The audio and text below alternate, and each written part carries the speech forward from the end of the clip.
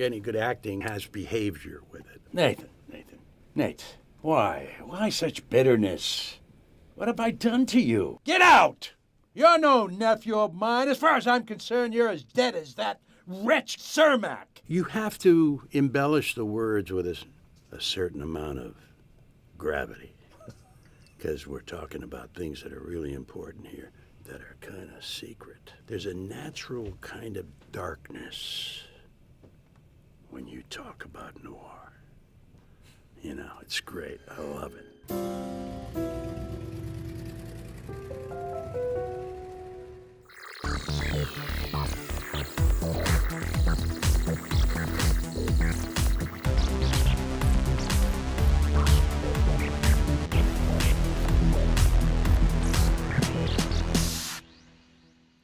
Well, greetings, Imagination connoisseurs. It's Laser Bob, all the way from 1987. That's right, me, your pharaoh of physical media, Robert Meyer Burnett, and I'm here for Let's Get Physical Media. I think it's like episode 230, something like that. It's up there. It's floating up there. And, you know, last week, while I had the great Max Allen Collins, who celebrated his birthday this week, we'll talk about that later, we were let down. We were abandoned like a puppy on the side of the road. We were unwanted. Somebody had something better come up. I don't know who that person is. I do know who that person is. You know who that person is. You're waiting to see him. You've been waiting for weeks, but he's here.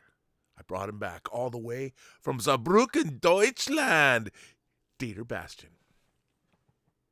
Rob, I'm glad to be back. I know I had some other hobby applications to do last week, but we will get to that a little bit later. For the moment, it's good to be back. And like Jerry Seinfeld always says, you got to give people the chance to miss you a little. And I say, greetings, imagination connoisseurs, Dieter here. Here I am, Rocky like Hurricane, and welcome to the B&B Motel for Let's Get Physical Media, where I hopefully will do my part, because I heard Rob has not much to show, but I will certainly make up for that. And the only thing, Rob, that I was clearly missing out on last week was you reporting on the box office for Scream 7, of course. And like you know, Rob, as Alvaro, I'm a big fan of the franchise.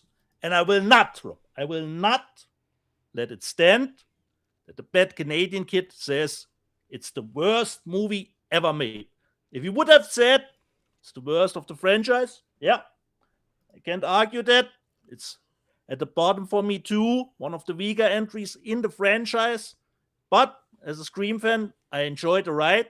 And Rob, I want to do a little bit, if you give me the time, a little bit of a rebuttal on some of his points that he made about Scream 7. I even made a list, so I don't forget anything. The opening of Scream 7 is too long, but it's really entertaining, Rob, because it's a little bit of a mini movie. When they're at Stumacher's house, at the Airbnb that they turned it into. So it's a little bit like, you know, a 007 opening where it doesn't have to do much to do with the rest of the plot of the movie. But it was certainly entertaining, and Kevin Williamson manages to do what the franchise until now never really quite got right. It made Ghostface really some chilling moments. There was a scene reminiscent of the first Halloween where just the face of Ghostface got illuminated. So really nice on that front. So while the opening is too long, a little bit, it was certainly entertaining, a little bit separate from the rest of the movie. Then John Campea said he was pissed the police, when they searched the house, you know, it took them 2 minutes. Rob, it's Scream 7. It's not 24, not playing in real time. And he was pissed that they didn't look at the door in the attic that lead to the attic. Rob, I will drop a truth bomb here on you that may shock you. Uh-oh. People make mistakes in their jobs, Rob. Shh, don't tell anyone. People make mistakes in their jobs. I was not thinking, oh, the police forgot the door to the attic. I was thinking, ooh, Ghostface is already in the house. Let's see how it goes. So for me, that was not a problem at all, Rob, at all. Then he mentioned to you that Sydney was running instead of taking the car. Rob, her daughter is in immediate danger. Do you really think a mother does logical decisions at that point? Perhaps not 100%. But let's play it out. She didn't have the keys to the car, which belonged to Gail. She would have run back into the studio, find Gail. She would probably have to fumble in her purse. Where's the key? Where's the key to my car? It is a small town, Rob. For me, in my headcanon, the bar that she's running to is not that far away in my headcanon. She didn't run for 15 minutes, Rob. That's just nonsense. That's nonsense. And just from a visual standpoint, Rob, and the urgency, would you rather see Sydney immediately starting running or doing a later green screen car drive to the bar? So for me, not a problem that Sydney started running through the streets. Visually, does for me more than a green screen car drive, okay? Then Rob, he complained about the superhuman strength of Ghostface. Come on, Rob. It's Scream 7, serial killers in horror movies. Isn't it a little bit of a trope that they always have some sort of superhuman strength, you know? For me, it was more like, ooh, that was a good kill. And considering the kills, Rob, Scream 7 is one of the best, actually, because the kills were not always too, like, would we say, too thrilling or something special. But in 7, actually, there were pretty decent ones and really surprising ones. So for me, superhuman strength, considering Ghostface, is not really an issue. Because if you remember, he said, the Bad Canadian had said, he liked number 5, Rob. He liked number 5. I know, Rob, you're not a big fan of the franchise as a whole. Do you remember who the killer were in Scream 5? If not, if I help you out. I've never seen it, dude. Okay, it was Jack Quaid and our Oscar winner, Mikey Madison. So they were the killers in Scream 5. Which means at some point in 5, of course, Mikey Madison, aka Amber, was the Ghostface. And Dewey bites the bullet in 5. There was a scene at the hospital, and Jack Quaid, as Richie, was there. So at that point in time, Mikey Madison, Amber, would have been ghost-faced. And she had no problem disposing of Dewey. So on the chem-biological scale, if you think about that, didn't match up too well either. So for me, that's not a problem, okay? Then he had problems that the AI looked totally convincing, considering is Stu alive or not. Rob, considering Scream 7, that is what the movie is hinging on. The audience and Sydney believing that Stu, is he alive? Is he not dead? There were some shenanigans with the papers, considering his body, they were missing, you know. And if the AI was detectable, that it's AI and not believable, that wouldn't work. And considering that the stuff that we've seen, deepfakes of Luke Skywalker, someone doing it in the cellar better than Lucasfilm, for me, it needed to be completely real, you know, even if we were perhaps not there yet. Suspension of disbelief. Then, what I can't refute, number 7 has the weakest reveal when it comes to Ghostface, who the killer is, who is behind it. Because 1 hour after the movie, Rob, if you had a gun to my head and said, Dietz, tell me, what's the motive? What's the connection to Sydney? I would go, the killer read Sydney's book. You better pull the trigger, Rob. So the revelation was not really that thrilling. I have to watch it again. For me, a little bit of a spoiler here. The only good thing for me about the reveal, Stu is not alive. I don't want to hear any more about, perhaps Stu is alive. No, he's not. He's dead. And I was just happy it's not Stu Mara, Rob. He's still dead. So for me, it was a really enjoyable ride. The reveal was really weak. But on the other hand, like I always say, shoot him in the head. You will get that in 7. in a specific, I would almost say Terrifier way. Unfortunately, it's done with CGI.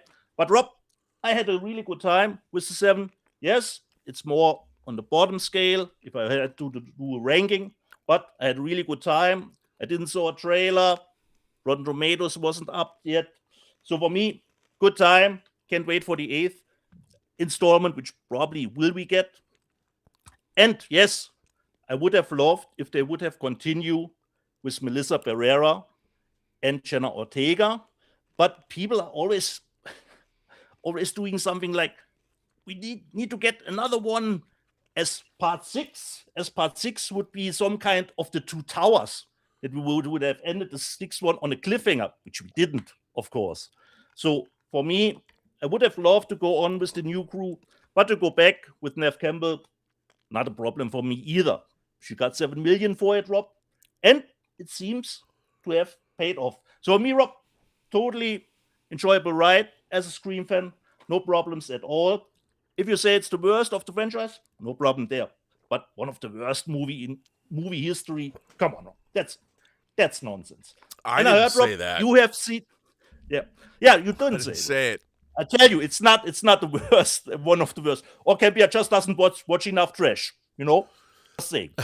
Just saying. But Rob, I heard you have seen the other 2 entries that are opening this week. Rob, tell us a little bit about those 2. Okay, Alvaro and I went. I had been missing the last couple weeks because we had work to do for open houses and things like that. So, I went and saw with Alvaro Hoppers, the new Pixar film, and The Bride. Yeah. Now I had first seen The Bride material at CinemaCon last year. Oh, okay. And I love the trailers. I love the imagery. I loved everything I'd seen. And I was really looking forward to this film. I didn't like it at all. I was really disappointed in The Bride. And again, it always comes down to the script. And I think it was ambitious for what it was trying to do. But it had I think a bunch of ideas that just didn't land. And it was kind of a mess. And I thought that the performances were all over the place. And I think it was because look, here's the thing. If you want to make a feminist film, I'm all for it. And the idea that Mary Shelley's disembodied essence was part of it, but you have to make the story itself work. And the really interesting thing about The Bride of Frankenstein, which this is a riff on, the film, the bride comes to life at the very end, and it's very sad and tragic what happens. But with this, you basically have the Frankenstein character. It takes place in the 30s, has been alive for 100 years. So he's been the Frankenstein character is living in the world, and the Frankenstein monster played by Christian Bale, who I thought his performance was kind of all over the place, but I did like him. And it just, it sets up a premise that is constantly changing. And I felt like there was never really a handle on the story. And, you want Christian Bale to have a mate, and that's what he wants. He really wants somebody to go through life with.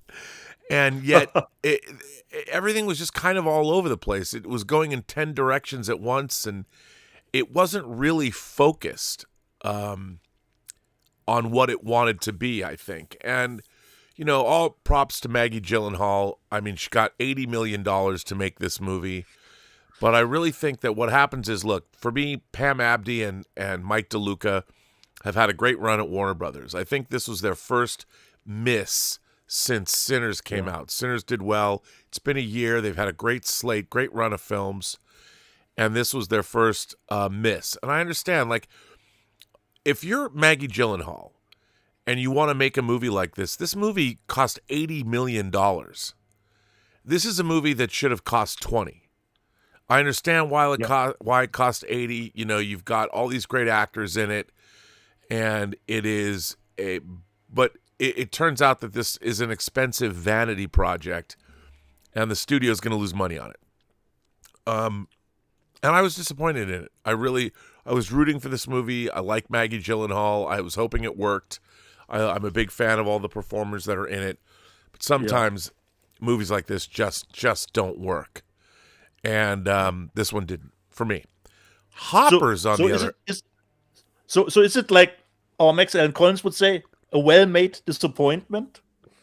Yeah, I would say that. It's beautifully made. But again, it's all over the place. It was very inconsistent. Yeah, I heard that. Okay. It was very inconsistent. It had all these ideas that it would introduce, and I think also it was, I don't know, it just didn't work for me. And I found it trying to sit through. I was like, eh. Mm-hmm. That said, the flip side of that was our second movie. We saw Hoppers, the new Pixar film, which I found delightful. I was really entertained by it. Is it going to change anyone's life? No, but I was laughing. I thought the story was compelling. You know, it went places I didn't expect. I think it was it was beautifully animated. I liked all the character stuff. It got a little crazy, but was it top tier Pixar? Probably not, but I really did enjoy the film. I was thoroughly entertained, and the audience that we saw it with, pretty packed house. They gave it a rousing round of applause. You know, I like Mark Mothersbaugh's score, and I really enjoyed it. I didn't expect to enjoy it as much as I did. And again, it has a pretty wacky plot, but I thought it was very, very funny. And really enjoyed it. Is it available in 3D, Rob, to see it in 3D? Is it no, we saw it in, not the 4DX, or in the RPX cinema. It's the second biggest auditorium at the Irvine Spectrum after their IMAX. Yeah. Great presentation. Really, really liked it a lot. So where did Hoppers hopping at the box office? Well, here you go. Here's our domestic box office. Okay. Hoppers bounces to 46 million US, best for Pixar since Coco. And I loved Coco. I thought Coco was incredible. The Bride bombs with 7 million. Pixar's original Hoppers leaped to 46 million U.S. Canadian opening, the best seen for a Pixar original, as well as an original animated movie since 2017's Coco. Global was also big at 88 million. 42 million of that from 40 territories. Not only is it a big comeback for a subgenre that families would flock to without question pre-streaming, but also Pixar is a phoenix rising here. This has fueled a 98 million overall domestic box office weekend, 76% over the same period a year ago. That's really healthy. So 76%, which is bigger. And of course, Dieter, I have to point out, next Friday, I see Project Hail Mary. And I also see, Undertone? So that's our double feature. Okay. Okay. And so there we go. That was pretty great. And you know, everybody's trying to Monday morning quarterback. Why didn't The Bride do well? It didn't do well because it wasn't that good. That's why movies don't do well. Easy peasy. It's not hard to figure out. Could it be, Rob, that it comes a little bit on the heels of Frankenstein, and we had another Dracula from Luc Besson? I don't think so. I just think that it has to deliver. You know what? It was a hard watch. Like, I was with the movie. I did not enjoy. I am an easy lay for horror. I have my legs spread open. Take me, horror movie. Have your way with me. Do what you want to me. So I'm fairly open. Like, again, earlier this year, I saw Cold Storage. Low budget, B-movie throwback to the 80s. It knew exactly what it was. It knew exactly what it was going to do and how it was going to do it. Loved it, and even rating Whistle. at scale, as you always say. Yeah, and Whistle. Whistle was derivative of 10 different other correct, movies. Rob. That was the only digital movie that I've seen, Rob, because I've seen the trailer before Scream 7, and I thought, wait, is this movie still coming out here in Germany? It actually will, Rob, in May. But it is already out digitally. And I had a decent time with Whistle, actually. I'm a big fan of Sophie Nilis from Yellow Jackets. So it was a little bit, of course, like a Final Destination. It was missing a little bit of that humor that Final Destination has. But it had some nice good. stylish. It had good kills. It was fun. Important, Rob. Important. Yeah, I mean, and it knew what it was. Even though it ripped off the ending of Smile 2, I thought that even that it all worked out, and it was fun. I enjoyed it. Yeah. Decent time, certainly. Yeah. So Hoppers was number 1 domestically. Scream 7 was number 2. Scream 7 made another $17 million. It was down 73%, which is a big drop for the second weekend. It's normal for horror movies. Or normal for horror. Normal for horror. It's up to 93.3 million domestic. Okay. So, and you know what? Nice. Good for the Scream franchise. Certainly. Franchise. People turned out for it. The Bride only made $7.3 million on an $80 million spend. Not good. No. Goat, the Sony movie Goat, made another $6.6 million. It's up to $83.8 million. Emerald Fennell's Wuthering Heights made $3.75 million. Its domestic total is $78.7 million. That's a good result for Warner Brothers. Yep. Crime 101, the Amazon film, put up $2 million more for $33.6 million. Sam Raimi's Send Help, up to $62.7 million. I hope Fox is okay with that, I would imagine. Yeah. I Can Only Imagine 2 from Lionsgate. It has made $16.2 million. Baz Luhrmann's IMAX Elvis film, Epic, Elvis Presley in Concert, is up to $10.9 million. And Demon Slayer is number 10 again, 135.8. They did brought the movie back? Yeah, they must have. They did the movie. Oh, okay. Nice. And I just wanted to talk about let's say I'm looking at U.S. box office. Let me just check out the international box office while we're here. It's important. So the international box office coming to add. They're happy at 88 million. I don't know if there's a list yet. Yeah. But internationally, early, so The Bride did not do well internationally either. It only made 13 million. So, as they said, audiences divorce The Bride. So, and Hoppers is up to 88 million. So that's good. So that's about it. All the news that's fit to print, Dietz. Nice. There you go. Nice. Nicely done. So, great to know that, Rob. And as you mentioned, this week, Max had its birthday on Tuesday. But, Rob, on this day, someone else has its birthday, and it was one of my favorite guests that we had on the show. Cynthia, actually, it's her birthday today on March 8th. So, Cynthia, happy birthday to the great Cynthia Rothrock, who's been on this show before. From here. Yeah. From your fans here at Let's Get Physical Media.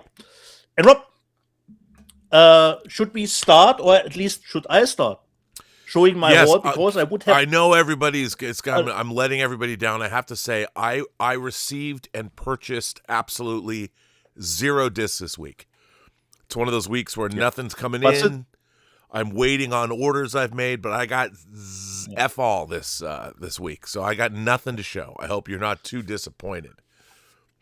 But luckily, Rob, I wasn't there last week, so I have a ton of stuff to show. Yes. And I would start with the title that will perhaps get me fired.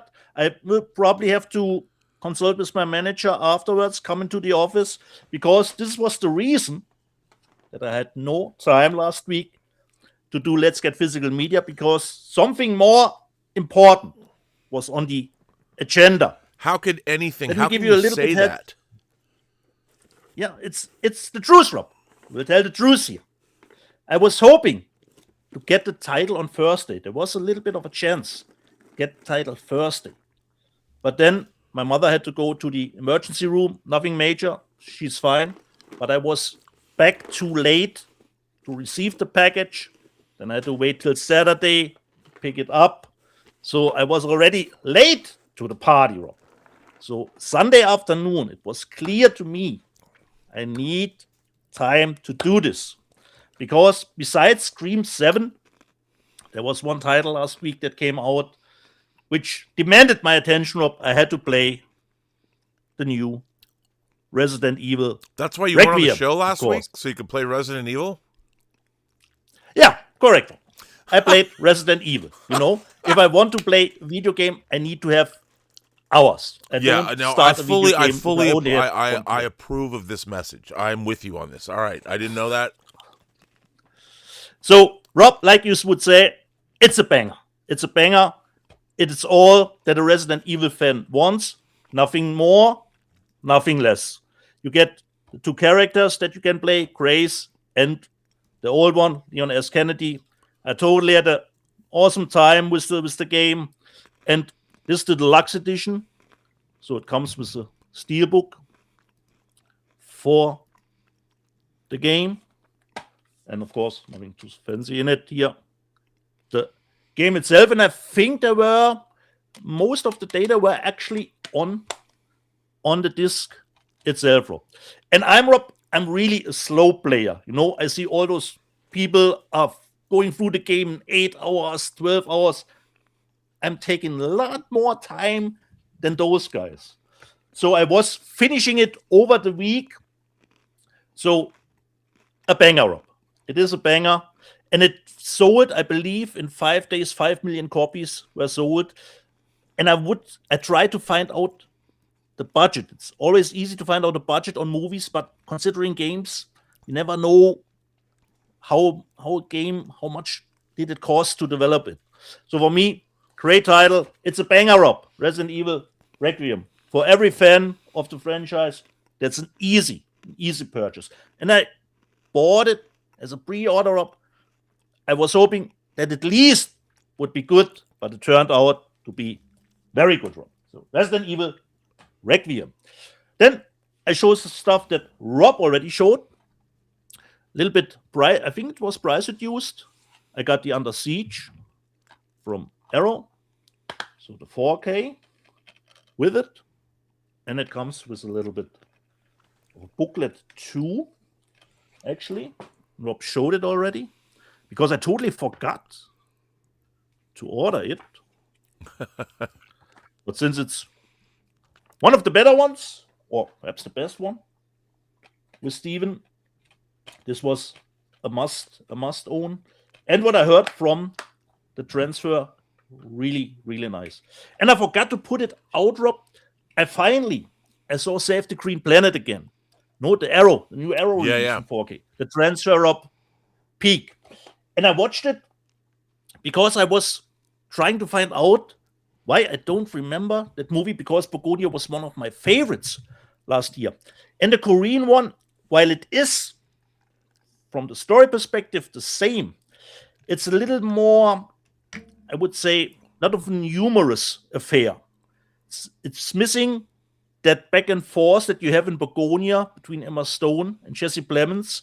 So that back and forth between the CEO of the company and the one who captures him is a little bit missing from the Korean one. You know, it's a little bit more torture, a little bit more the police are trying to figure out where is the CEO, you know.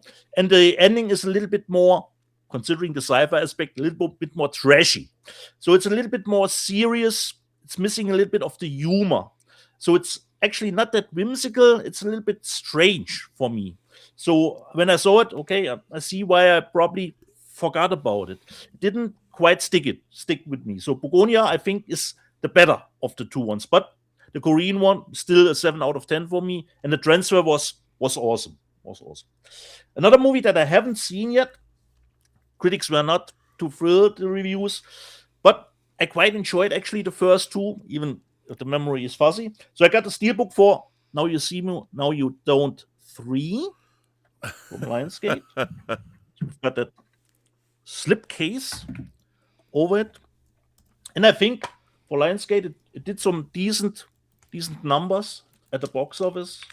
So I don't know if they will do another one. But I haven't seen it, so I can't comment on it if the movie actually is worth something. But it really played very decent internationally. Then, surprisingly, considering packages, we always know, oh, this is an Amazon package, this comes from Vinegar Syndrome, and then came something in, I thought, oh, what is that? What I have pre-ordered. But actually, I've got it wrong. I've got the Shelby Oaks, the Becker Blu-ray from Neon, which actually features an audio commentary from Chris. 4 episodes Paranormal Paranoids. There are some special features here. And the exclusive here is a second commentary with Chris and the composer and the new behind-the-scenes documentary. So there is more special features here on this release for the Becker. So I got my Shelby Oaks. Then the next one, which will probably piss off Rob a little, because I think the bonus features, the bonus material is not on it, but it was price reduced. I bought The Emperor's New Groove Rob. Does that have special features on it? I don't think so, Rob. I don't read anything here, but I haven't checked it. I worked on that movie. I did special features for that movie, and I know the DVD was great. I know. We work really hard on those special features. Yeah. And it's price reduced at the moment. So I thought, okay, in the basket with it. Then I totally enjoyed the first one, and the second one was obviously a must-buy. Totally a good time with the second one too. I got the steelbook for Sisu 2, so we got the plane and the tank and the two enemies on the back of it. This looking nice on yellow. Yeah, so the 4K and Blu-ray. So he's in it too. Didn't do that well at the box office, but for every action fan who loved the first one, the second one is an easy recommend. The next one I have unfortunately not seen yet, but I think I bought the German one, which was a remaster, but not a 4K. But this is the 4K actually from the UK, from Begonia director, Yorgos Lanthimos, the Dogtooth. So this is the 4K from the UK. So it says strong sex, nudity.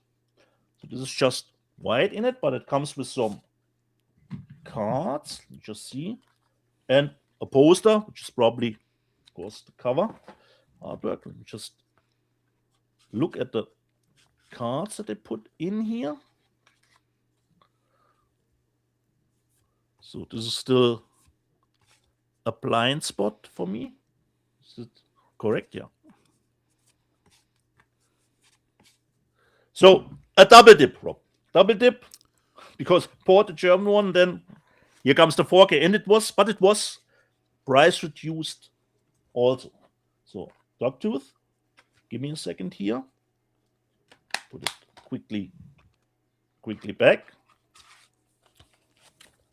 Shiny O-ring.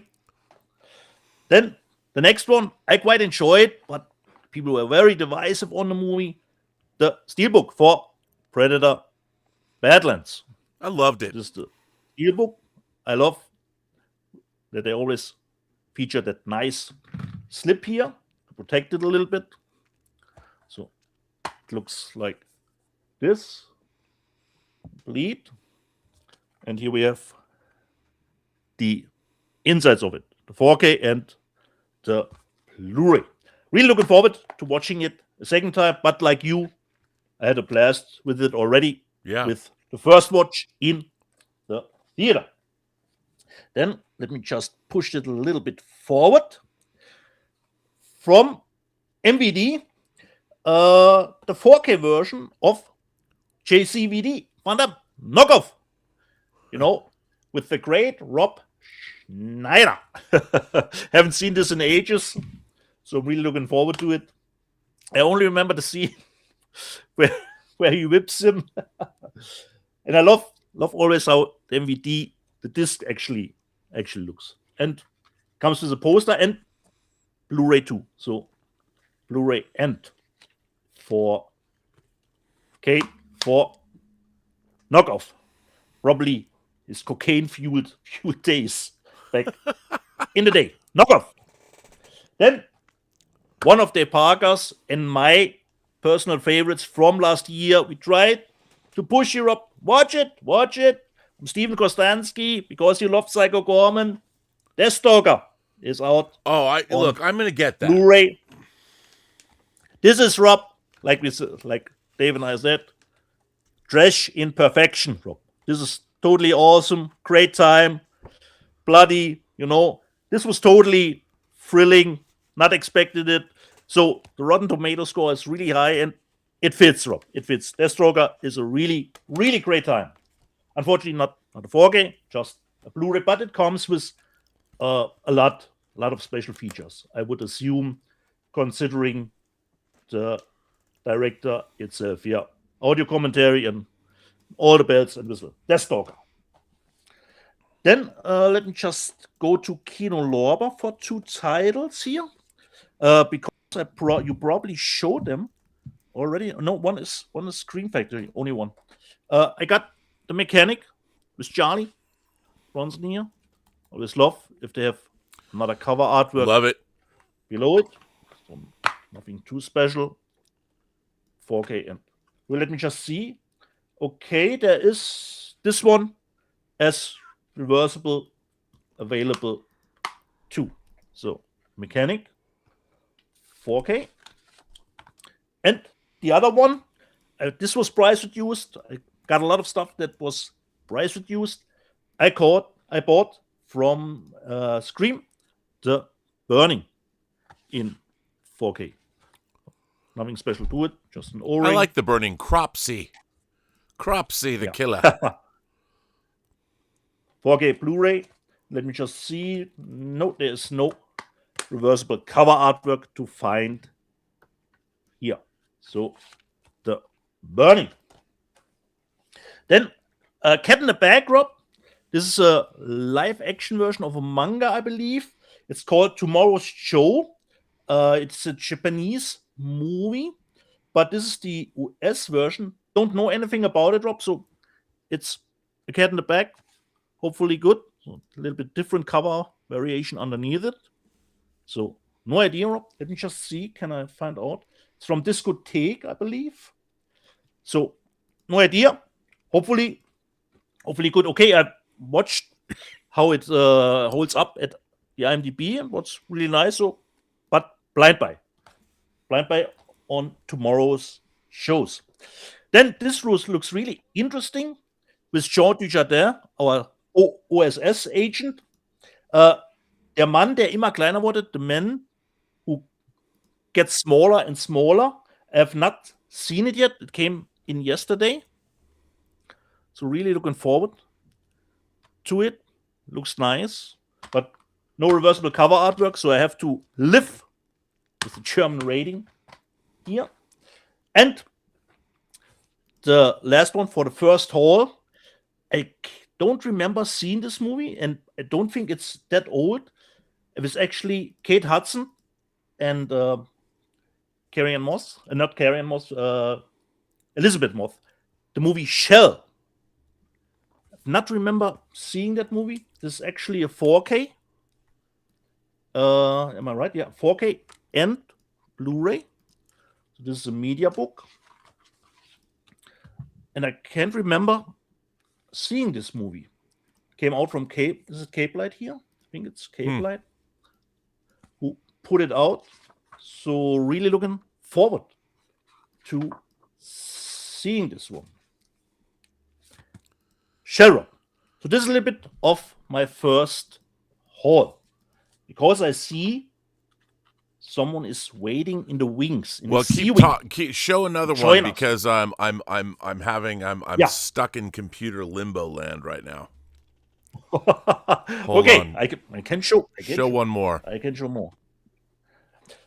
One big snafu at the BAFTAs was, of course, the man with Tourette syndrome. I know about Tourette since Hughes Bigelow made Chicken Rob Schneider, and I thought, okay, I need to watch the movie because the movie seems to be great.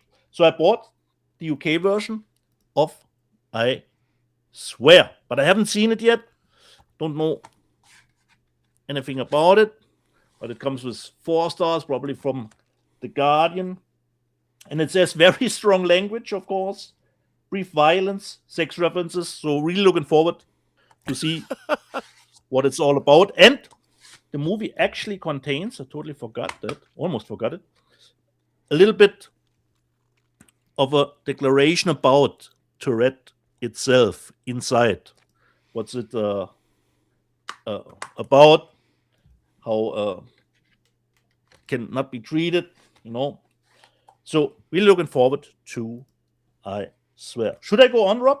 Or are you ready? Well, you could go on, but you don't have to go on. Okay. Because So this is my little bit of my first haul. A good haul it is.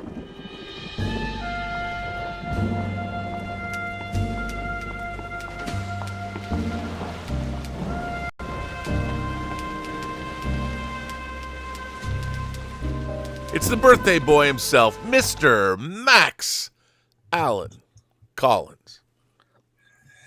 Happy birthday, Max. Belated. The big question is, can you hear me? We can hear you. I hear you perfect. Little loud, but you sound good. Okay, I've got my microphone where you told me to put it, and it might not be where you think, Dieter, that where you told me to put my microphone. No, you just sit back and just get just sit back and relax, Max, and you'll be fine. Boy, seeing Dieter, it makes me absolutely understand why people were disappointed in having to spend so much time with me. Now, Dieter, I went in expecting that show to run short because you weren't there. We actually, I think, ran about 5 hours. Yeah, because you had the snafu, the Wirecast snafu at the beginning, and then you started again. So, and I was having Monday early shift, so I was happy that I skipped it to play Resident Evil, and I did go to sleep, and you were still live, as Rob always is, I wasn't planning it. I wasn't planning this, but I want to talk about Dieter a little bit before I get started. But sit back, because you're. It's like I feel there. Yeah, sit back and enjoy yourself. Well, it's interesting that Dieter considered his mother going into the hospital not a big deal, but the new video game was a priority. That's the way we do it here. She was fine. She had priority, Max. She had priority. But then it was, where is my fucking game? And I was too late. DHL was really early Thursday morning.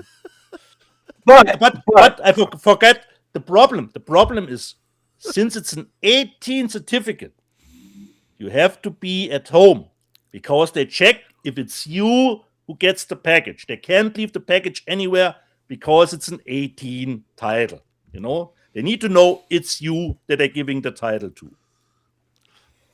Well, I want to salute you, Dieter, because I loved your defense of Scream 7. That this is not sarcasm at all. I haven't seen the movie.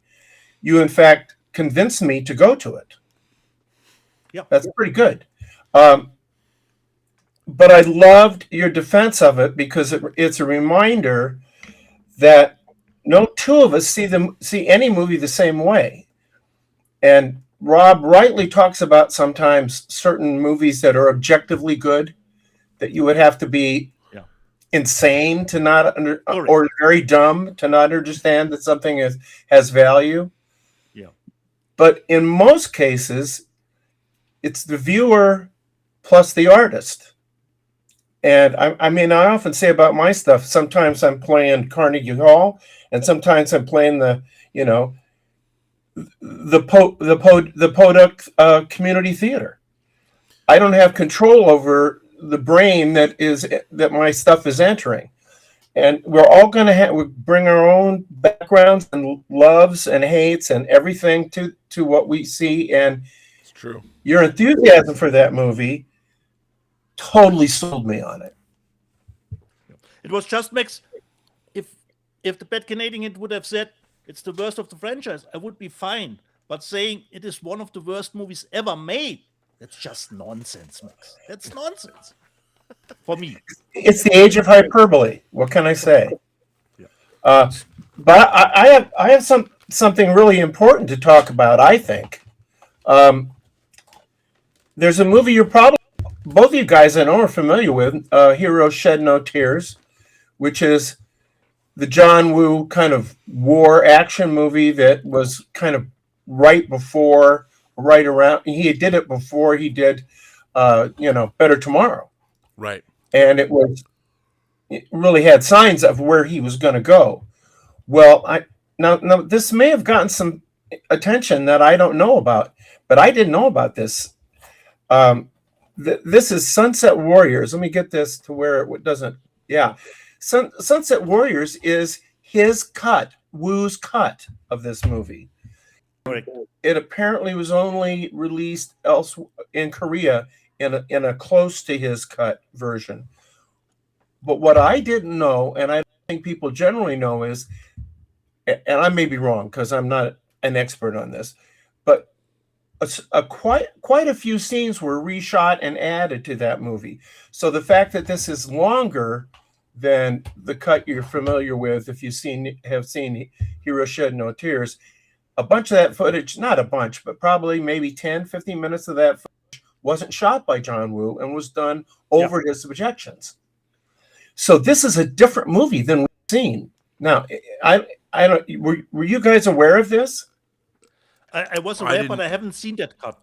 I haven't seen the cut either. I only know the normal version. Well, if you're a John Woo fan, it's kind of a revelation. This is 88 Films has brought it to us. Thank you. And it's a 4K. I think it's a 4K. No, it's a Blu-ray and a DVD, I believe. But it looks great, and it has a reversible sleeve. I should take these out. Why don't I take the sleeve out and show you? There you go. The original Hong Kong. That's it. I think that's the Korean one, actually. Oh. Ooh, I think Hong Kong had one of these, had the cut that has other people's work in it, but apparently the studio, I don't remember which one of the major studios that he was working for in Hong Kong terms, I mean, had shelved the movie, didn't like it. Wow. Considered it unreleasable, basically. And only when A Better Tomorrow came out did they then go re-edit it, add shit, and release it. Now, I'm sure that didn't make Woo happy. This is a terrific John Woo movie, very authentically a John Woo movie. The roughest in terms of violence and action, second only, I would say, to what we discussed, a few weeks ago, A Bullet in the Head. Yeah. So I think this is kind of a big deal.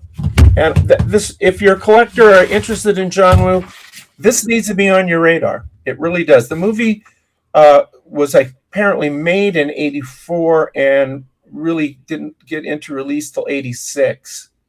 So high recommendation on this. I loved it. A lot of the melodrama, the heroic bloodshed, and it is a rough. I mean, it's a rough damn ride. And also, I should mention that this was the first Heroes Shed No Tears was the first John Woo movie I ever saw, and in that version, I liked it. But this is partly his take on Lone Wolf and Cub, and there are scenes in here, particularly one that are basically Woo reshooting stuff from the Lone Wolf and Cub Japanese movies. And that's where, I'm often accused of, somewhat accurately, of drawing upon or make homage to Lone Wolf and Cub in Road to Perdition. And of course, homage is French for ripoff. Well, but the thing is, I was first introduced to the concept in this movie. So it really blew my mind to see an even better version of it. And the action is just spectacular. Now, I'm surprised. Was that movie not under the Golden Princess library since it's coming out from '88? I don't know. Well, if they're going to release it, or if like for you're talking about Shout Factory doing that stuff, Yeah. And Arrow. I don't know that they're going to release this version. I don't know anywhere you can get it right now except '88, Okay. and that hasn't it hasn't been out too long.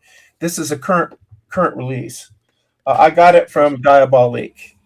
I get a lot of my stuff from Diabolique. Now, I'm supposed to be here talking about film noir. Remember? Oh, right. Well, we're going to talk about some, sort of, because it's very interesting. Stranger on the Third Floor is, first of all, it's an incredible restoration of a B movie that's never looked terribly good. It's always looked good because it's a good movie, but it's never had really a nice look if you're watching it on TV. And our friend George Feltenstein, George, you're out there. I hope you're listening. I think you're doing a great job. This transfer is stunning, and it is totally, Hollywood leaning into the German expressionism. You've even got Peter Lorre there, who had been the star of M. The other thing there's so much interesting about this movie, and as they say on the news shows, there's a lot to unpack. I'm going to not unpack at all, but it has an incredibly interesting structure because it begins with this reporter and his girlfriend, but basically the reporter is the center of it, and he's really happy because he's going to get a byline, he's going to get a raise because he's testified against a guy played by Elisha Cook Jr. from The Maltese Falcon, also a movie starring Peter Lorre. So there's a real hook there. It was made just a year before The Maltese Falcon. And The Maltese Falcon is often considered to be the first true noir, to coin a phrase. All right. This movie also is called the first film noir. Now, let me take a side trip for just a second. Film noir gets talked about like it's a genre. It really isn't. It's convenient to us to call it one, but it's really a style. And it's a style that came out of German expressionism, and and is typified by having crime as its subject matter. And I've talked a lot about the fact that there's the private eye investigator noir, and then there's the criminals are the center of it. Well, this one sometimes it's a reporter. So this does fit kind of the standard notion of what a noir is. But structurally, it's really interesting because you start with a reporter and his girlfriend, who's his fiance. She's very troubled by the fact that her boyfriend's testimony is going to get this man the electric chair, played by Elisha. Not the electric chair isn't played by Elisha Cook Jr. Elisha Cook Jr. is the guy who's headed for the electric chair. And she's very troubled by it. While her boyfriend is flourishing, he's getting his raise. And he goes back to his little, apartment house. It's really almost a tenement. And we're with him, and we've got, voiceover in the film noir style. And he's kind of thinking about what she's saying. And then there's a guy next door to him. It's driving him crazy because he got in trouble for having his girlfriend in his little apartment, little crackerjack apartment. Well, as the night goes on, he's getting more and more kind of paranoid. Maybe this guy didn't do it. Maybe I'm wrong. I mean, I just reported what I saw, and I didn't. and so there's this guilt about, I'm sending a guy to the electric chair and I'm getting a raise, and then he starts wondering who killed this guy, and then there's another murder that same night that we start to wonder, did the reporter do it? So so that's a real whipsaw, to suddenly get you thinking about, oh, the protagonist of this movie did it. Then there's this phenomenal dream sequence that is just crazy in the whole German expressionism kind of thing. It is one of the best screwball dream sequences I've ever seen. And and again, one of the things about film noir, what became this pseudo genre, is that during the war, studios like RKO, for example, and Monogram, but all the major studios were scrimping on some of the budgets. And so anything that wasn't top line, you had to paint with color, as they say. And so you have to, so it's all about lighting, and it's all about minuscule props and just making an atmosphere. And there's more in this dream sequence. Everything is in the shadow of blinds. It's crazy. So that's wonderful. So then we move to the third section of the movie, and now the girlfriend becomes the investigator. And so that structurally, Rob, have you ever seen anything else like that? No, that's quite interesting. Now, what makes it really play is something that they were leaning into, because they weren't leaning into it. The lead is a guy named John McGuire. Well, he was a secondary character actor who had a couple of leads, and this is one of them. And then gradually his career went into more secondary parts and bit parts and so on. So he's not recognizable, and he's not a recognizable, character actor. So he's a good actor, a good lead, but you're not familiar with him. So when the possibility that he's the murderer comes into play, you're going, well, he could be, because this guy, all of a sudden, this leading man is seeming kind of creepy. And then and so he has no baggage. He has nothing he's bringing with him. Margaret Talashe is the lead actress. She's terrific. So I tried to find out about her. She only made about 4 or 5 movies, and she was married to William Wyler, the big time director. And she could have been a contender, guys. She's excellent, and she carries the end of the movie. Now, what about Peter Lorre? Well, there's I'm not going to spoil everything in this, but he's kind of this presence in the early part of the movie, creepy presence where you're going like, who's this guy? And he seems like a fake out. He seems like you're supposed to think he's the guy who did it, and so you dismiss him. Okay, so fabulous. It's a film noir essential. Absolutely, everybody needs to get that. And hats off to Warner Archives for another terrific job. Now, just real quickly, I got 2 more I want to just touch on. We don't need to talk about this much, but this is a really good 4K release from Nice. Lorber of Mimic, the Guillermo del Toro movie. I haven't received mine yet. Hopefully, I'll get it soon. Me neither, Rob. Me neither. I always liked this movie. I liked it when it came out. It's from 1997, and it's always kind of fun to see a movie that you liked, but you kind of don't remember very well, so that you get to really experience it a second time. The cast is terrific. Mira Sorvino, Jeremy Northam, who's an actor I really like, and you never know where he's going to turn up. I mean, he only had a brief period where they were casting him as a leading man in America. He's a British actor. And then Josh Brolin in the third, and he's pretty young here. I mean, you look at him and you see a little, that's the Goonies kid, isn't it? Yeah, the studio fucked with this movie a lot. And they did. And this is a restoration that De Toro has approved and supervised. It's ultimately, it's very original, and then kind of toward the end, it's a little too on the nose and being like Aliens 2. And it's too bad because it was so original, and then to have this little transparently imitative moment at the end doesn't spoil it. I'd still give it like 3.5 stars or something. Great. My wife and I had a great spooky evening with it. Art direction's incredible. The monster, and it's practical effects and stop motion. I couldn't love it more. I don't think there's any. I think this is too early for CGI of any major, impact. So that's a great one.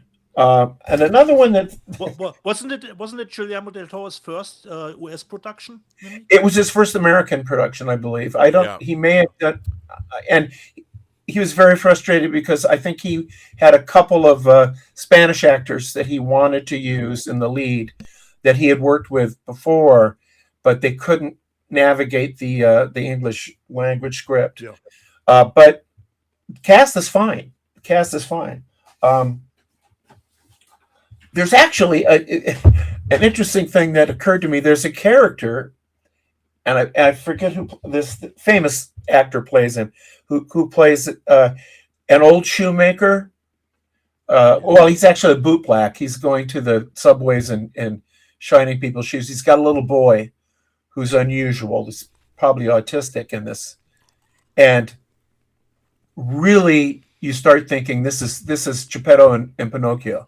and it really kind of is. And of course, Del Toro made a Pinocchio movie. Yeah. So I love those kind of oddball connections. Now, I couldn't jump to much more different movie than this, and yet it's definitely noir adjacent. This is from Vinegar Syndrome, and it's one of these fancy schmancy box sets, A New Leaf by Elaine May.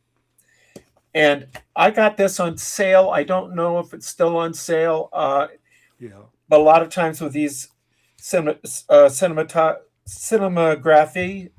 cinematograph, the partner label. Those releases, I sometimes wait and pick them up when they go on sale because they cost like $65 or something when they come out. But I've been critical of some of these box sets. I like to say, American Pie doesn't need a box set.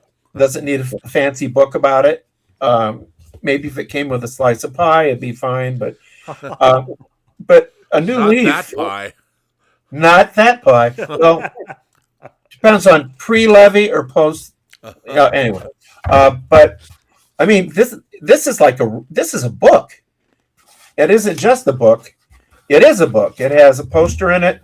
Then it has this very good book of essays and background stuff. I'm really bad at showing this shit. I should practice. But it's a 4K. Looks terrific. The thing about this movie has a fascinating backstory, and we don't have to really get into it. But Walter Matthau's incredible in this. But Elaine May herself, the first-time director, and the writer, and the star, she is terrific. And he's very big, as you would expect Walter Matthau to be in his performance.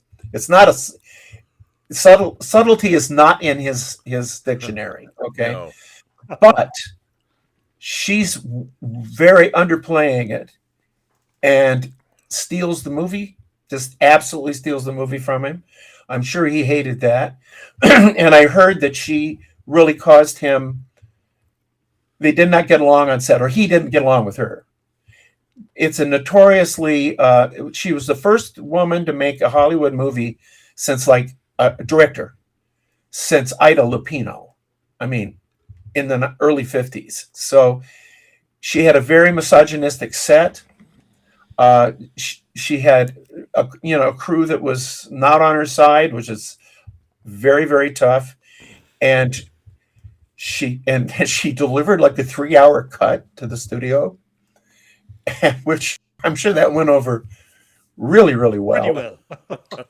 But the movie is a black comedy, basically about a very spoiled rich man who's like the son of of wealth who has managed to run through all his trust fund money. And there's a hysterically funny scene with him. I forget the other actor's name, but there's a scene of him with his tax accountant who is trying to explain to him that he's exhausted all his capital. And he keeps, and it's an absolutely Mike Nichols, Elaine May comedy scene. It's a sketch. And it's very, very funny. Like, all the way through, math, I just cannot comprehend how he could have spent all his money. It doesn't. How would that be possible? And this is after you've seen him driving, a Ferrari around New York, where all the traffic is clogged. It's like not really where you need a Ferrari. Okay, so it's a very funny, smart comedy, character driven. It's a black comedy because because he has to get married before the last of his. He borrows money from his uncle, who hates him, by the way, but he borrows money from his uncle, $50,000 for 2 weeks, because he figures he can survive for 2 weeks on $50,000, and the uncle is betting on the fact that he'll crash and burn. So what he has to do is marry a rich woman within 2 weeks. So there's a succession. Oh, Renee Taylor plays one of the women he courts. Yeah. Do you know who Renee Taylor is? Why don't you tell people who Renee Taylor is, Max? Who She is Renee Taylor? She plays Barney Ross's mother in a little thing I like to call True Noir, Assassination of Anton Cermak. Which is available now on every audio platform, or you can go to our brand spanking new website. The new website is very, very impressive. It's at truenoir.co. Go check it out. It's a really impressive website. We certainly stepped up our game. Well, and she's very funny in this movie, as you might expect. But he's kind of trying out women to be who he will marry, and then he starts running out of time, and he settles on this little milquetoast gal who was born to wealth, but is a teacher of not biology, but whatever, plant science. What is that? But she's an instructor, a professor of that. She's very mousy, and she's very clumsy, and that is part of what it shows what a great actress Elaine May is, because the clumsiness is very funny, but it's never forced. It actually seems to be someone who's clumsy. Do you know the difference? It's not a bit. Right, sure. She's playing it, and you love her, and you know that Walter Matthau is planning to kill her. So the whole movie, the body of the movie is him trying to kill her, or plotting to kill her. He never actually is able to execute it. And it ends up very sweet. I mean, it's a terrific movie. It reminded me of Jack Weston is in it, and he's from The Ritz, which is, I think, one of the funniest movies ever made. It's that late 60s, early 70s thing where they're hitting a very sophisticated but accessible kind of New York sensibility. I loved it. Now, she was furious. I don't even know if to this day she has claimed the movie. Now, she's very eccentric. We know that. I wrote a couple things down. She has a very impressive filmography in spite of herself, okay? Because she only really her next movie was an excellent one, The Heartbreak Kid. Oh, yeah. That's a really, really good movie. But she also directed Ishtar, which is, it has its defenders, and it has plenty who are not its defenders. And I kind of waver in the middle. There are things there that do amuse me in that movie. Yeah. But here are some of the scripts. She was like Robert Towne. She was a script doctor. She was a script doctor on, get this lineup, Reds, Tootsie, Labyrinth, and she wrote for screen credit, the Birdcage, and Primary Colors. Yep. That's not bad. That's not a bad. But she took her. Okay, I'm talking to a really terrific editor in Rob Burnett. Took her 10 months to do her edit. Yeah. Okay, that may be just a little high. And She was a first-time director. She sued to get her name taken off it. And I love this. The judge watched the movie and came back to her and said, "That's ridiculous. This is a great movie. You should be happy." So any effort she made, so I will guarantee you, Rob, I may not be as entertaining as Dieter Bastian, and I think there's a lot of people that would agree with that. But I don't think any other show would have a correspondent who would give you Sunset Warriors, Stranger in the Third Floor, Mimic, and A New Leaf. So I rest my case. That would be Sunset Warriors from 88 Films, Stranger on the Third Floor from Warner Archive, Mimic from Kino Lorber, a new 4K of Mimic, and A New Leaf, which is from Vinegar Syndrome's partner label, Cinematograph, probably from the Paramount Library, I would imagine. So you're probably right about that, Max. But that's what we do here on this show. And before we let you go, I want you to, we got some super chats. Could you stick around and hang out?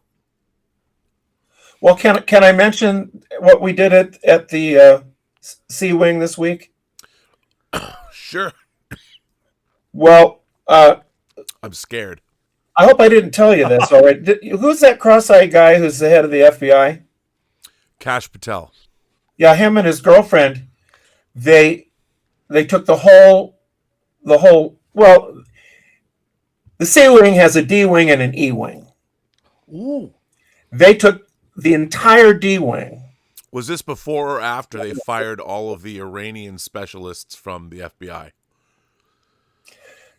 They were in the E wing, and that's where I thought it was pretty cruel. That's where he let them know they'd been let go.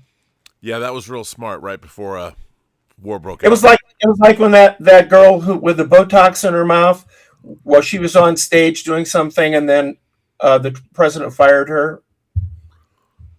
You know, they giveth, they taketh away. And then he gave us a very bad Yelp review. Really? I wanted to apologize to you guys because that probably is the first black eye lately I've given you with the Sea Wing, and I had arranged for I'm in Iowa. I had arranged for the cornfield so that he could land his jet, and his jet could come and go with his girlfriend, who's some kind of singer. So I don't stay up in this politics stuff. Wow. Okay. Well, didn't know we had the money for an airport. Yeah. Well, It's no, not it's just a landing strip.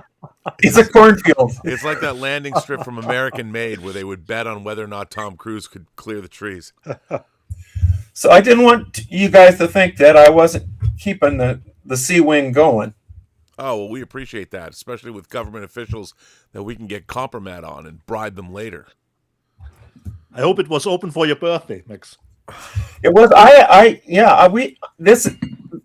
My wife informed me that this would be my birthday week, so it's been a really great week. And then, so I tried to inform her that it would be my birthday month. That didn't quite fly. Yeah, I can see that. But only Rob Burnett gets to have his birthday every day. Every day of the year. Year round. My birthday is thanks to the great people that watch this channel. What can I say? The only day that doesn't count is his actual birthday. That's right. We do not celebrate his actual birthday. No. Richard Curtis writes in, this is interesting, and says I saw a film called Carmadonna, and it's directed by the writer of a Serbian film. I really liked it. it's nothing like a Serbian film. It seems a bit like it's to Enter the Void what a Serbian film was to Irreversible. What does that even mean? So is this a follow-up? I didn't know he was even a follow-up. I need a little time to process that one, Rob. Watch it when you get a chance, he says. Well, I first of all, I want to know what Enter the Void. What it's like. So Karmadonna is to Enter the Void what a Serbian film was to Irreversible. I don't even know what a Serbian film to Irreversible means. What does that mean? It scares me. It scares me. Irreversible is the nice film in the mix. Yeah. Oh, I guess that. Okay. But Irreversible's not nice. You're probably right on that front. Wild. Paul Bernardo says, "Happy birthday to you, Cynthia Rothrock, my friend." Oh. Not you, Max. No. I defer to Cynthia on this. Absolutely. But Major Chai Chai does say, "Happy birthday, Max. Hope to see you at the Putnam." Oh, yes. What is she talking about, Rob? Well, we're going to have an event, theoretically, as long as I can secure the Warner Brothers permission for the Maltese Falcon. We're going to do a 2-night event at the Putnam, which is the Museum of Technology in Davenport, Iowa, and in their IMAX auditorium, we're doing a 2-night event where we're going to show the Maltese Falcon, and Max is going to be on stage afterwards talking about his new novel, The Return of the Maltese Falcon, and what Dashiell Hammett and Sam Spade meant to him and all that. And on the second night in the theater, we are going to play the first 4 episodes of True Noir, The Assassination of Anton Cermak, in an IMAX theater. So we're going to get that 5.1 full-on surround sound. And then afterwards, Max and I and a few others will be on stage talking about the making of True Noir, The Assassination of Anton Cermak. And that is going to be at the Putnam on April 2nd and 3rd. That's the next month. That is next month.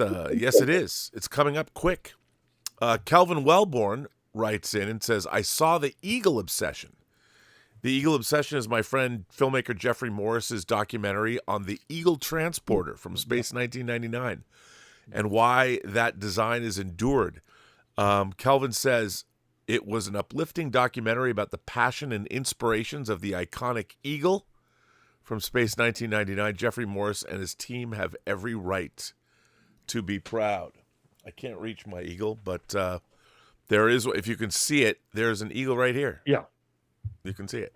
That's one of many in this room. I have many eagles. I'm also obsessed with Eagle Transporter, but it's a great movie. And if you supported the Kickstarter, you'll get the Blu-ray, but that's very cool. Calvin saw it in a screening room down under. So that's very cool. And we are, let's see, caught up, I believe, with Super Chats, which we are. So we're good. We're all caught up, Max. I have some stuff from the live chat for Max, Rob. Okay. I don't know if Max can tell us anything about it. Castle Grayskull wants to know, how are the sales figures for the book, Max? Can you tell us something? It's doing very well. Okay. You know, the only kind of glitch we had, and I've been frank about this, is that we haven't had the support from Barnes & Noble that we expected to get. They just kind of put us in the mystery section and didn't put us with the new releases. So since that's the big chain, brick and mortar store, but the other one, Books A Million, they've been more supportive, and Barnes & Noble is stocking it now. But we kind of had to hit them over the head with a brick and say, hey, we've got all these other sales. It's doing incredibly well on Amazon, for example. But I want people to be able to walk in a bookstore and buy a book by me. Yeah. I do too. So no, it's gone very well, and there's a discussion underway about possibly doing a couple of more Sam Spade novels. Ooh. And that discussion would not be happening if the publisher wasn't selling some books, because they don't seem to be in the charity business. No, certainly not. Richard. BCH says, Max. Oh, Yeah, sorry, Rob. no, go ahead. You first. Well, Richard Curtis. BCH says, Max. Guys, settle down. just speak. BCH says, Max, fruitcake can be horrifying. Oh, is that a well? I'm gonna. If you want to watch it as a horror movie, that's fine with me. I've got it right here. Got it right here. But I sent one to Dieter. I don't know if he's received it yet or not. Not yet, Max. Otherwise, I would. It is a Dieter. It is a coffee and fruitcake movie, Yeah. and it's done pretty well. And the last one for me, Rob, is Man of Action says, I met Max when he was a young and hungry writer at Walden Books in Davenport, Iowa. So you were hungry back then, Max. Did that means you phoned it in with the Maltese Falcon? No, I was. Is the hunger still there? I wrote it last. Dieter, I wrote it last year, and I was younger than I am now. Last year. Yeah, so the hunger is still there. NBCH says, I've read some of Max's CSI novels, like them quite a bit. Well, thank you. I thank you. That was a fun gig to have. I was the sole licensing writer for CSI for the first 5 years the show was on. And those books, there's a very interesting thing about that is that they did not put, they put the cast on the cover of the first one. Ooh. Like TV tie-ins would do. Yeah. And there was a publisher there who said, no, this book is selling better than that. And they took the cast off the cover to do a design, like a CSI type, microscope type design, and play my name up. So that they were perceived as original novels, which in fact they were. They weren't novelizations. They weren't the lunchbox. They were actual novels. Nice. And I'm proud of them. Some of my best-selling novels, actually. And I should mention my friend Matthew Clemens, who was the co-writer on most of that stuff. Nice. Thank you, guys. You're welcome. H.V. Christopher wants to know, Max, do you know Bowie's detective character, Nathan Adler? Would you repeat that, please? Do you know Bowie's detective character, Nathan Adler? I do not. I do not.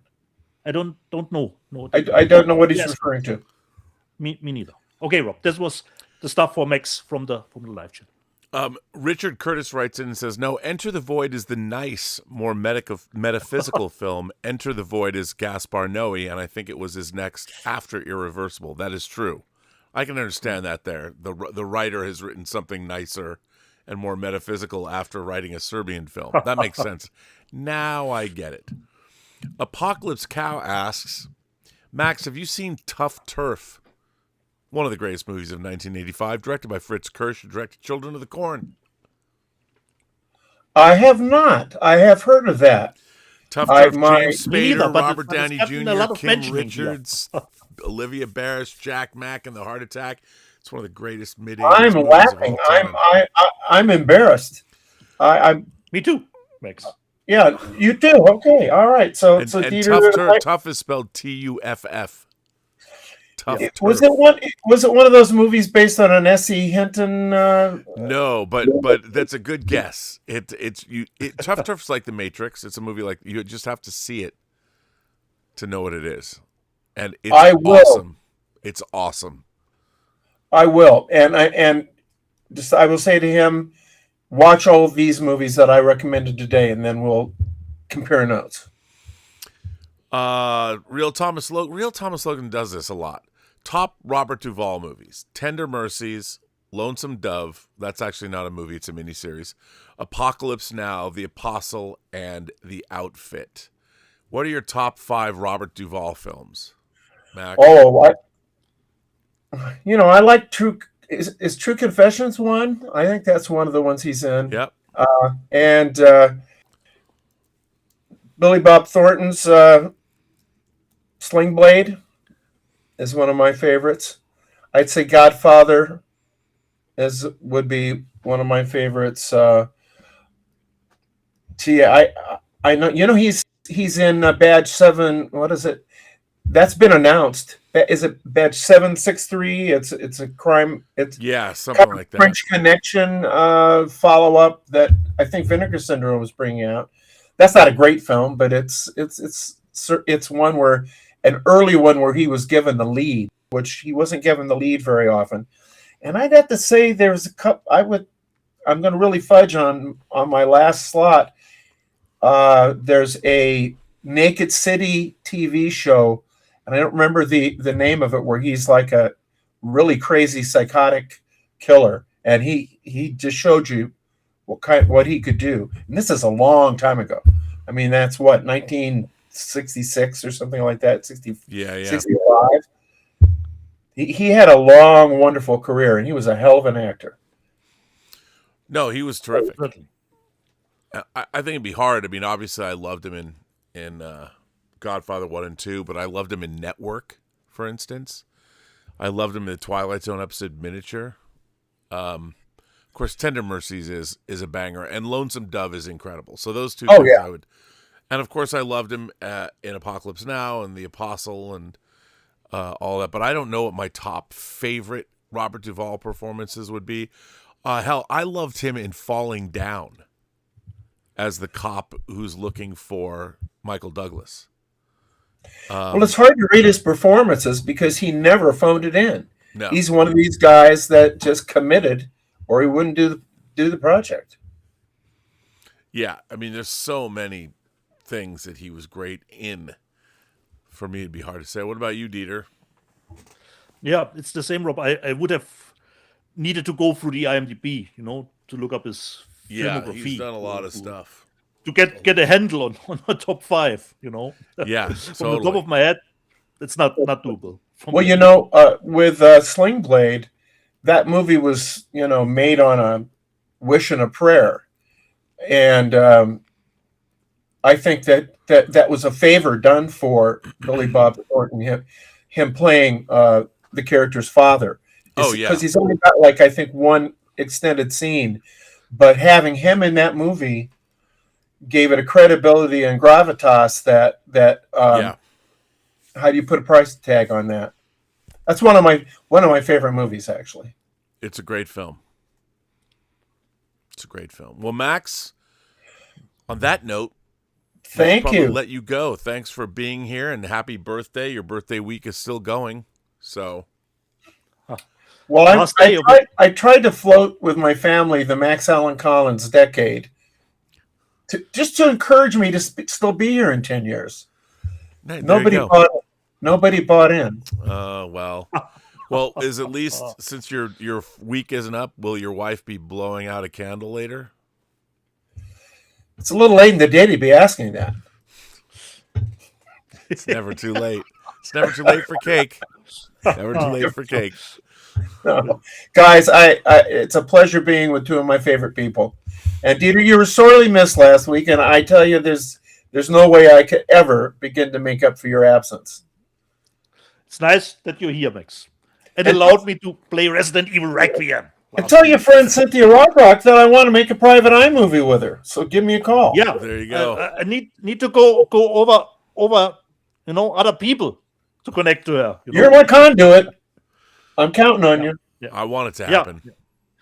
Thank you, Rob. Thanks for having me, guys. I need to refer to Paul.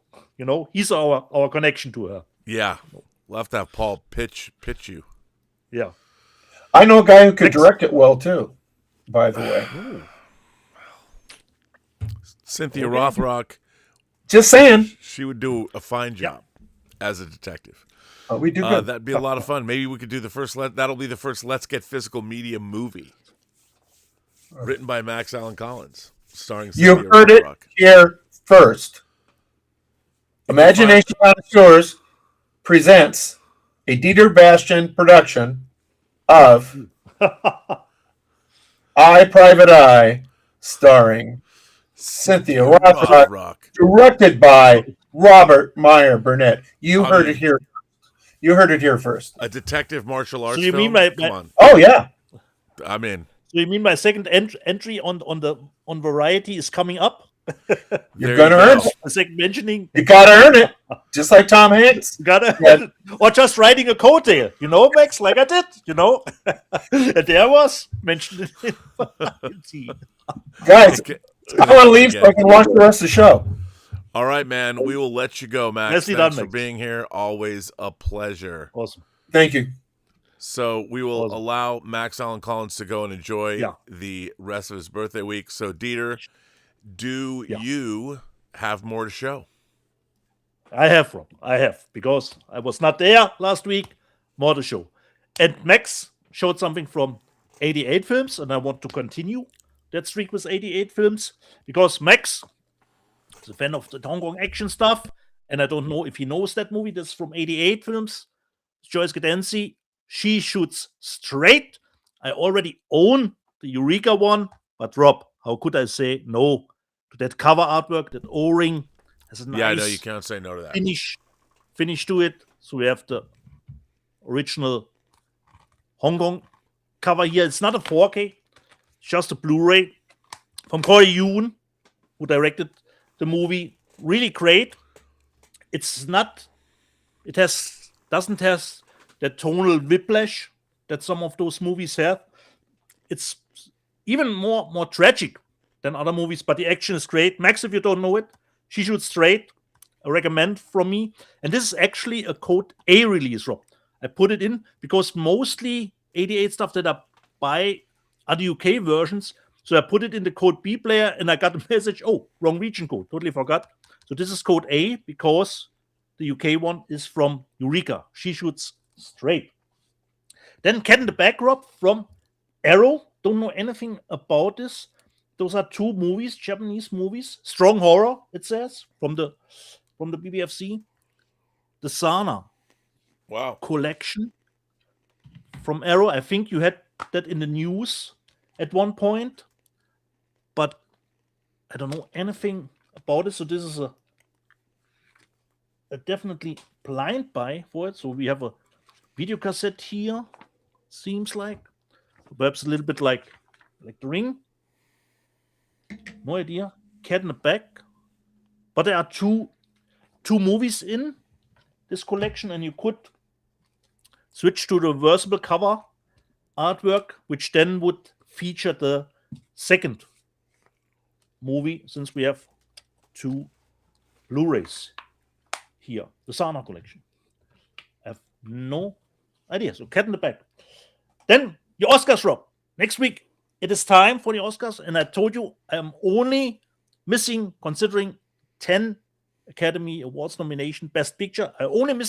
Have not seen two movies, but I at least have one now in my physical media collection. I got Hamlet from, I think it's Universal, Universal focus featured, nothing special, but it is a Blu-ray and the 4K, the digital code, of course, but I have not seen it yet. So I'm still missing seeing Hamlet, get a full picture of the 10 best nominated movies. The next one, I've not got, I think there was a bigger box set from Cinematograph, but this is just the 4K for At Close Range, with Sean Penn, which of course is also nominated, and Christopher Walken. And I was happy actually for the reversible cover artwork because I know the movie more with the original cover artwork actually. So this is the 4K and the Blu-ray, but I think, I could be wrong, but I think there was a box set for it when it came out. But this is just the standard, the later standard release of it. Then, Rob, you were disappointed with the movie. And I say, one of Max's quote, a disappointment well made. I bought The Running Man. This is just a normal version because there is something a little bit interesting. I don't know. I need to ask you, Rob, something special. Because as you can see, the movie has an 18 certificate here in Germany. But it's not the movie itself, Rob. Here underneath it says the movie itself is 16, but our ratings board is going through all the bonus features too, and they get rated. So sometimes the disc itself gets a higher rating than the movie itself. I have not gone Wow. through all the bonus features because for me it's just interesting, where is the 18 certificate coming from, considering the bonus features? And there's actually a lot of stuff in here, over 150 minutes. And what I loved from the stuff that I've seen on the special features, there was a lot of stuff, or mostly done practical, actually, considering Right. the movie. But like even the Bad Canadian Kid, it's gotten a little bit convoluted. It has the veneer of a popcorn blockbuster movie, but somehow it's missing a little bit of the fun. And you told me that they couldn't actually do the original ending, but the ending is perhaps not the biggest problem of the movie. So I would still say it's decent enough. But for me, just wanted to show you this has an 18 certificate. Another example, Rob, would be The Mummy with Brendan Fraser. The movie is 12 here, but the DVD that came out back in the day is 16, because in the deleted scenes, perhaps you remember, there were a scene where he used a machine gun to shoot more mummies, and shot some knees. So I think that scene was responsible that the DVD actually gotten 16 certificate. Oh, that's interesting. While the movie itself is a 12. So Rob, considering American releases, do the bonus features has to get rated too? No. Like here in Germany. Okay. No, Okay. not that I know of. Yeah. So here in Germany, our ratings board has to go through the bonus features too, Rob. And then they decide on the final rating on it. Sam Raimi, still in the charts with Send Help. Unfortunately, I have not seen it. But I'm really looking forward to go back to this movie because memory is fuzzy on it. I got the 4K for Drag Me Oh, to nice. Hell from Shout Factory, but no slipcover anymore. A little bit late to the party. And it's actually a 3-disc set, so the 4K, the Blu-ray, and the Blu-ray, let me just see, 2 Blu-rays. One has the unrated version, one has the theatrical, but the 4K has both versions. So it's not that the 4K is the theatrical version, and if you want to see the unrated, you have to go to Blu-ray. The 4K contains the unrated too. Then I don't know if you already shown this, Rob, but I got the Steelbook 4 or the President's Oh, no, I Men, haven't got that yet. which came in this week. Or Die Unbestechlichen is the German title. So we got the 4K and Blu-ray. And I think, Rob, when you showed it in news section, I think this was actually the motive for the Steelbook somehow. And I thought, well, that's kind of strange. Yeah. So, all the President's Men. Then we get just one, Rob, and then we get into the bigger box set. Little fearful, Rob, because this could be, I'm not assuming, but this could be perhaps the last 3D title, even in Japan, because Predator Badlands and Tron Ares, both from Disney, did not even get in Japan a 3D release. But this one still got one, but it's a Marvel movie. Perhaps the Marvel movie are a little bit different. And since I quite enjoyed it, I got the Japanese version of Oh, nice. Fantastic Four, That's cool. which comes with the 3D, Rob, of the movies. So we got the 3D here.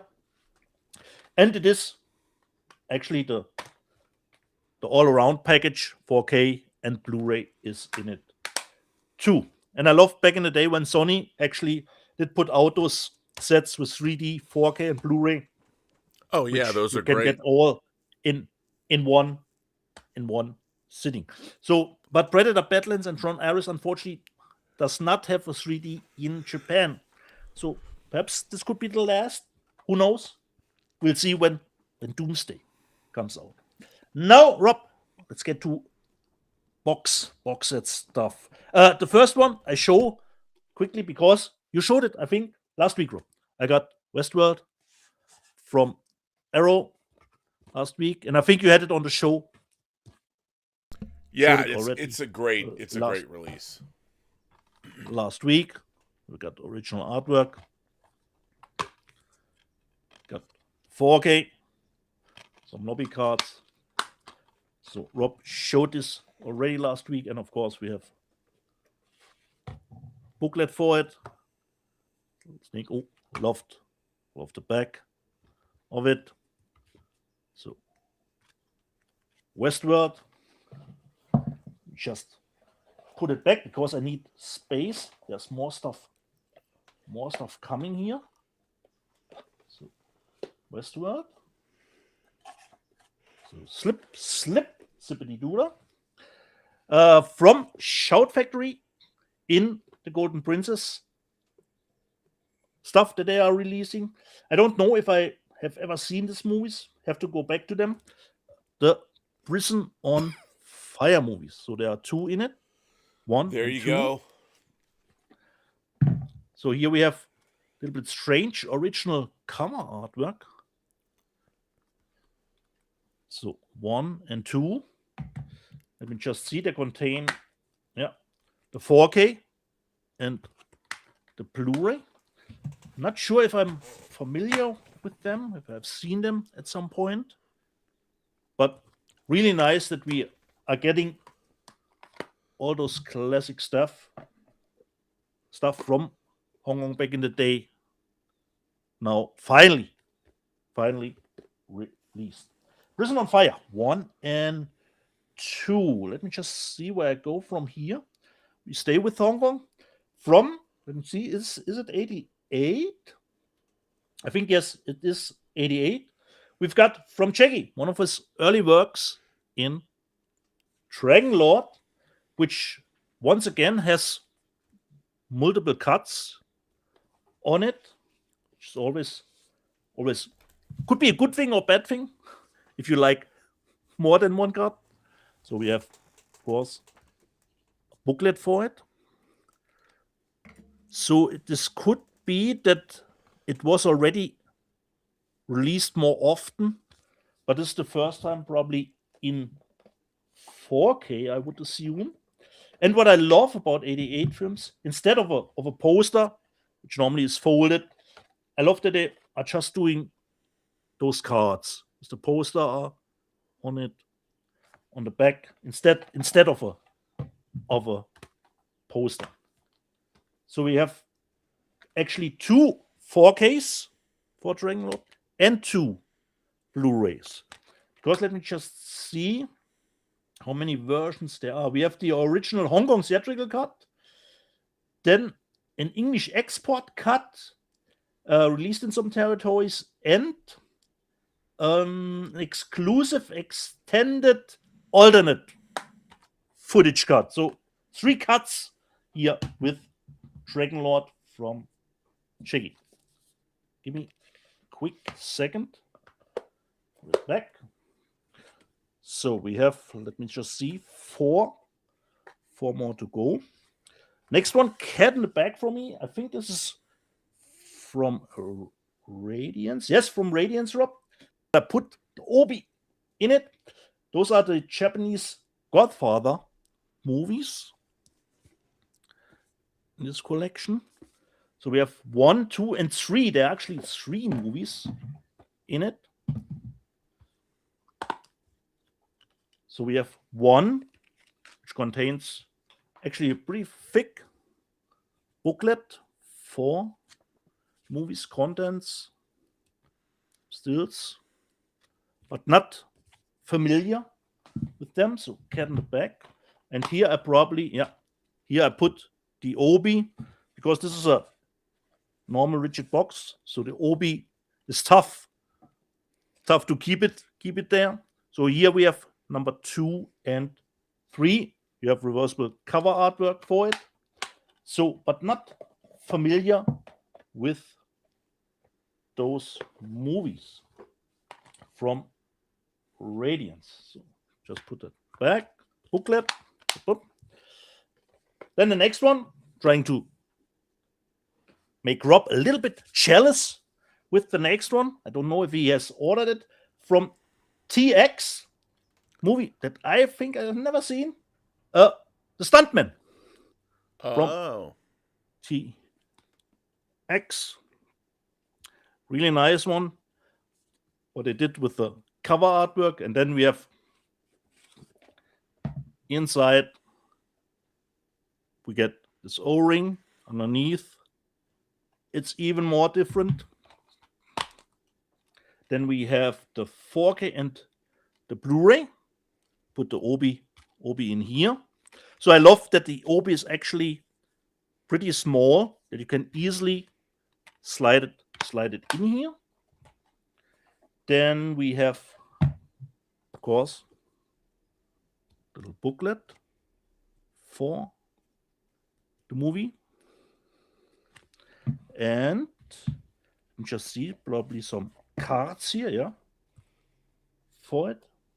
I don't know if they're looking a little bit like lobby cards, perhaps from back in the day.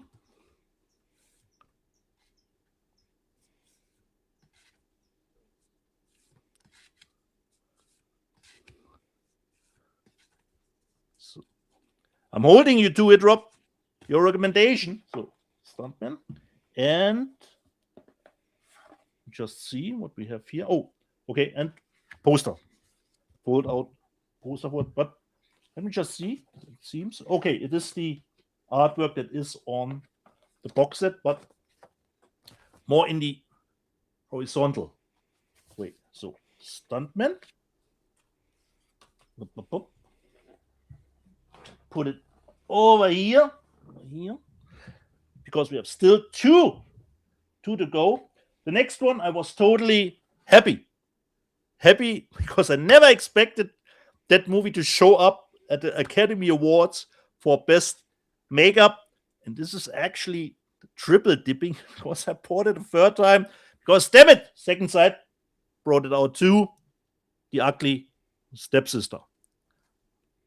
Because the German release, the first media book, has next to zero special features. It was a 4K, but no special features. Then I got the great French book, which I loved from the design. But Second Sight is coming out here too, with, I believe, more special features. So 4K and Blu-ray. And I love the movie. It was one of my favorites from last year. And really thick book here. Fully flipping through, because there are pictures. I don't want to give anything away for people who haven't seen it yet. So storyboards here. Really nice one. This does not is in the same fold as the Winnie Pooh stuff. And we have some cards for it. This was a really nice version of this story. Totally deserved all accolades that it gotten.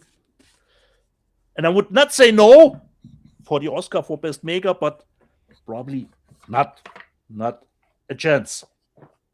Then 2 weeks ago, not last week, I think 2 weeks ago, Max showed this title. It's one of the big ones. And this is not from the UK, Rob, so I don't have the awesome Warner Brothers outer shell. It's just the normal box set. But I got it, Rob. Here it is.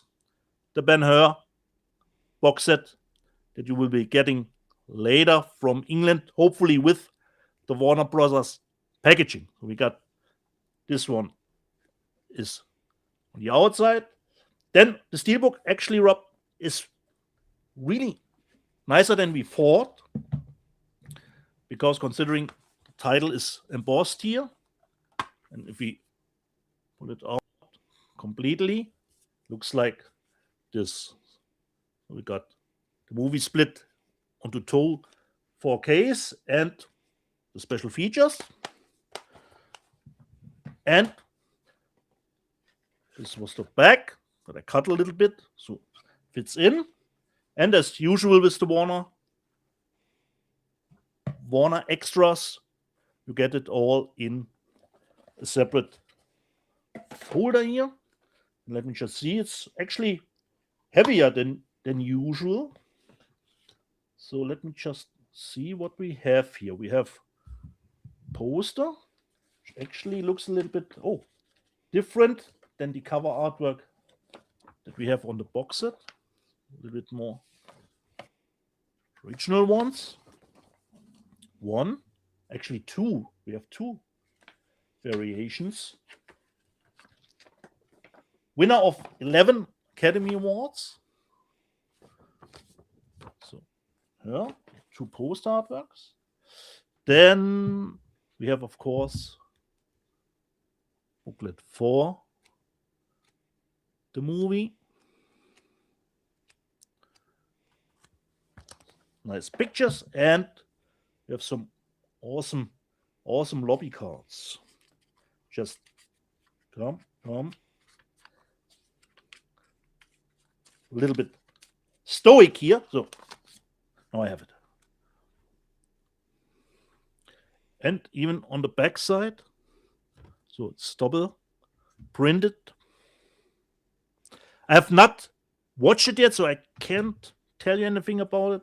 But considering what Max and other review sites are reporting, this seems to be a banger of a transfer.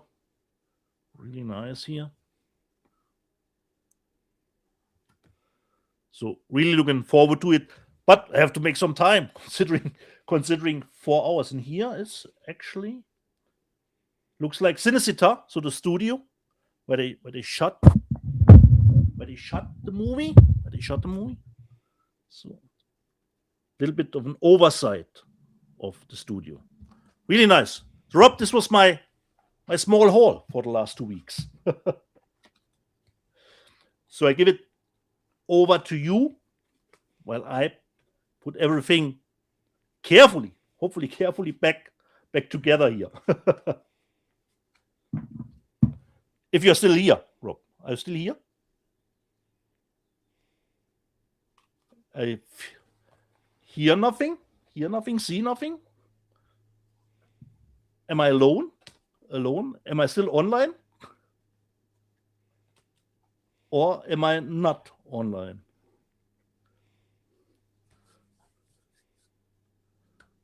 Do you still hear me, people? In the live chat? Because I don't hear anything from Rob at the moment. Where's Rob? Exactly, Major Chai. I have no idea. He's probably making his new Instagram Law and Order video, you know? Let them show him stuff. Who knows? Okay, you're online. Thank you. So what can I tell you? Anything more? Okay. Played Resident Evil. Thought Scream 7 was decent. You know, have not seen that many things because I was too busy with the video game. I will see Project Hail Mary in not that early, but on Saturday at least will be my first viewing. So at least I can tell you something next Sunday too about Project Hail Mary. Really looking forward to how it will do at the box office, of course, because we always bring up the box office considering the sales. Normally, good box office certainly transfers often to good physical media sales later. So what else? I was actually hoping, considering Max, that he would show a little bit of his birthday present, but I hope he will get to that at some point later then. Or he didn't like my present, which would be a downer for me. So what else? Let me see if I can scroll back, if there were perhaps a super chat that I can pick up. Danzig, member for 26 months, but I can't go. I have not a control like Rob has, so I can't go as far. No, the last one was actually from Thomas, considering his favorite Robert Duvall movies. So on that front, I'm not preparing the news section, so I can't give you what is coming up next, because normally everyone goes to Blu-ray.com and looks for himself what is coming up on that front. On another thing, let me just think, or let me just look up what I haven't seen. What I still have on the watch list is War Machine. War Machine with Alan Richardson, new Netflix movie. Hopefully decent, it seems, which I didn't get around to seeing. So what else? I'm a little bit lost here without my manager. Let me just see. I've shown you everything Well, on that front. exciting. Oh, yeah. Okay, here it's back. He's back. Okay, finally. So we're ready to go to the news, are we? Yeah. You go to news, and I put everything back together. This is a really weird news section. I find this to be really an odd news section because it's very culty. Not like satanic cults, but like cult movies. I love my satanic cults, but this is a very culty. Let me pull up the I want to pull up the commentary so I can read about some of these titles because they're interesting. They are interesting titles.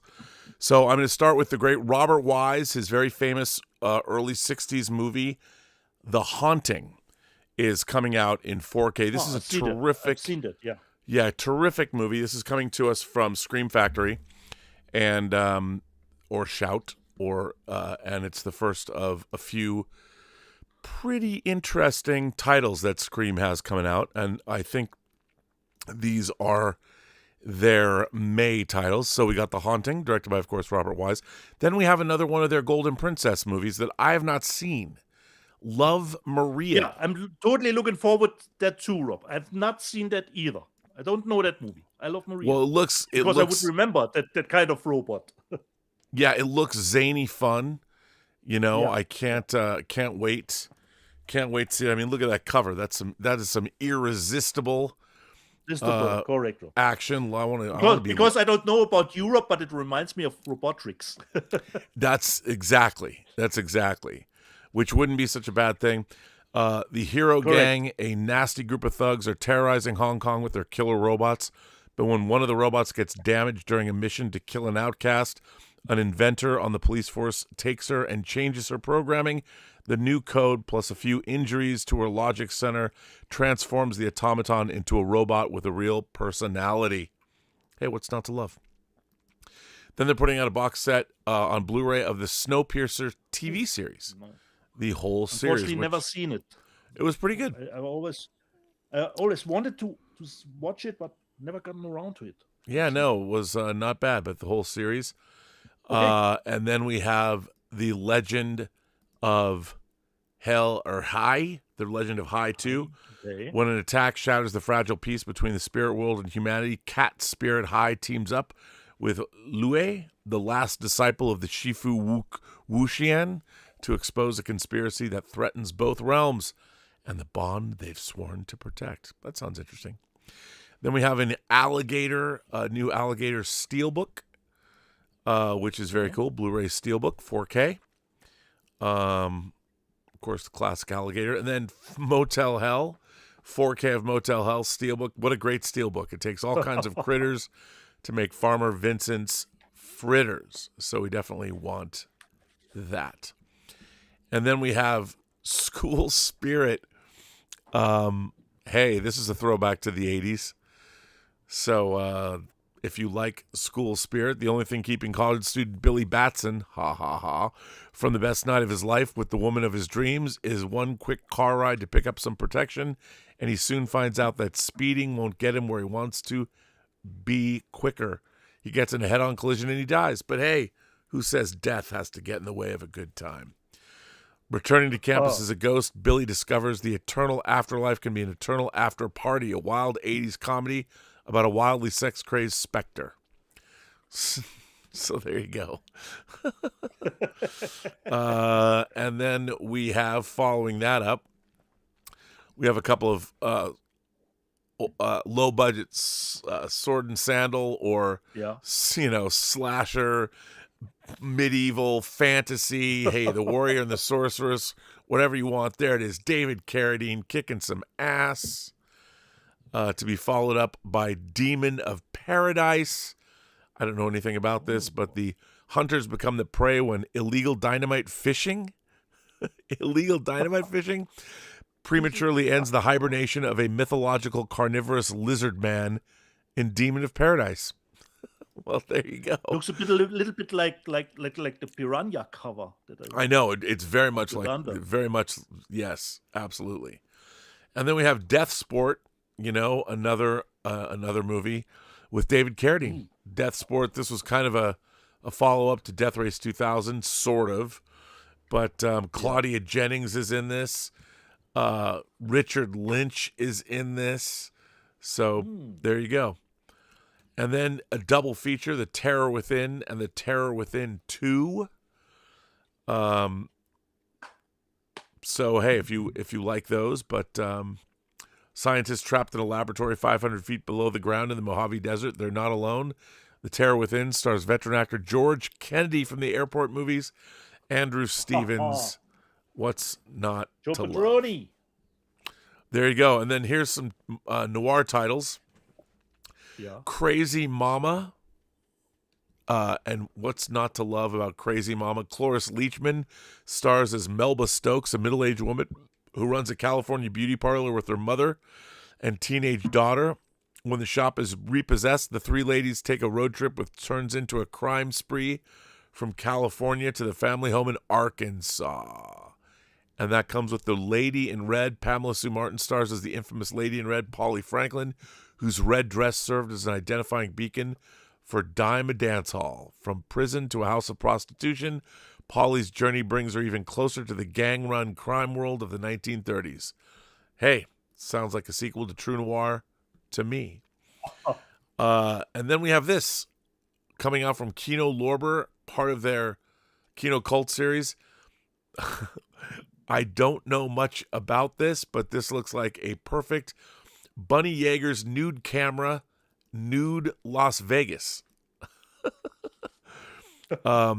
This showcases Bunny Yeager's pragmatic approach to nude modeling as she persuades a young newlywed to shed her clothing and her husband's objections for a magazine spread. In nude Las Vegas, Bunny uses her camera to help bigwig Peggy Pepper out of a financial jam. And this also comes from Something Weird and the Burlesque Hall of Fame Museum. This Kino Cult edition of Nude Camera was reconstructed from first-generation 16mm camera elements and a 35mm release print. Wow. Crazy.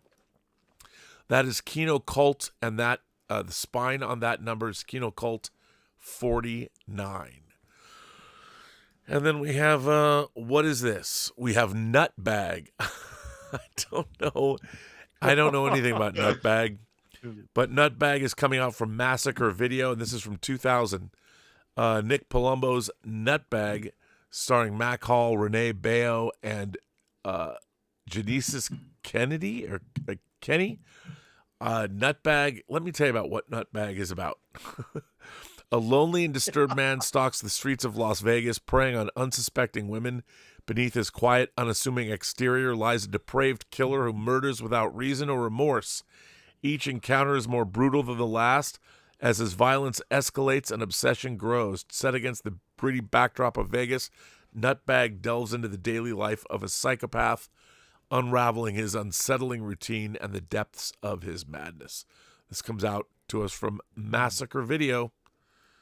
And this is interesting. Nick Palumbo directed the infamous Murder Set Pieces. And this is another movie. This is one of the nastiest shot-on-video slashers of its generation.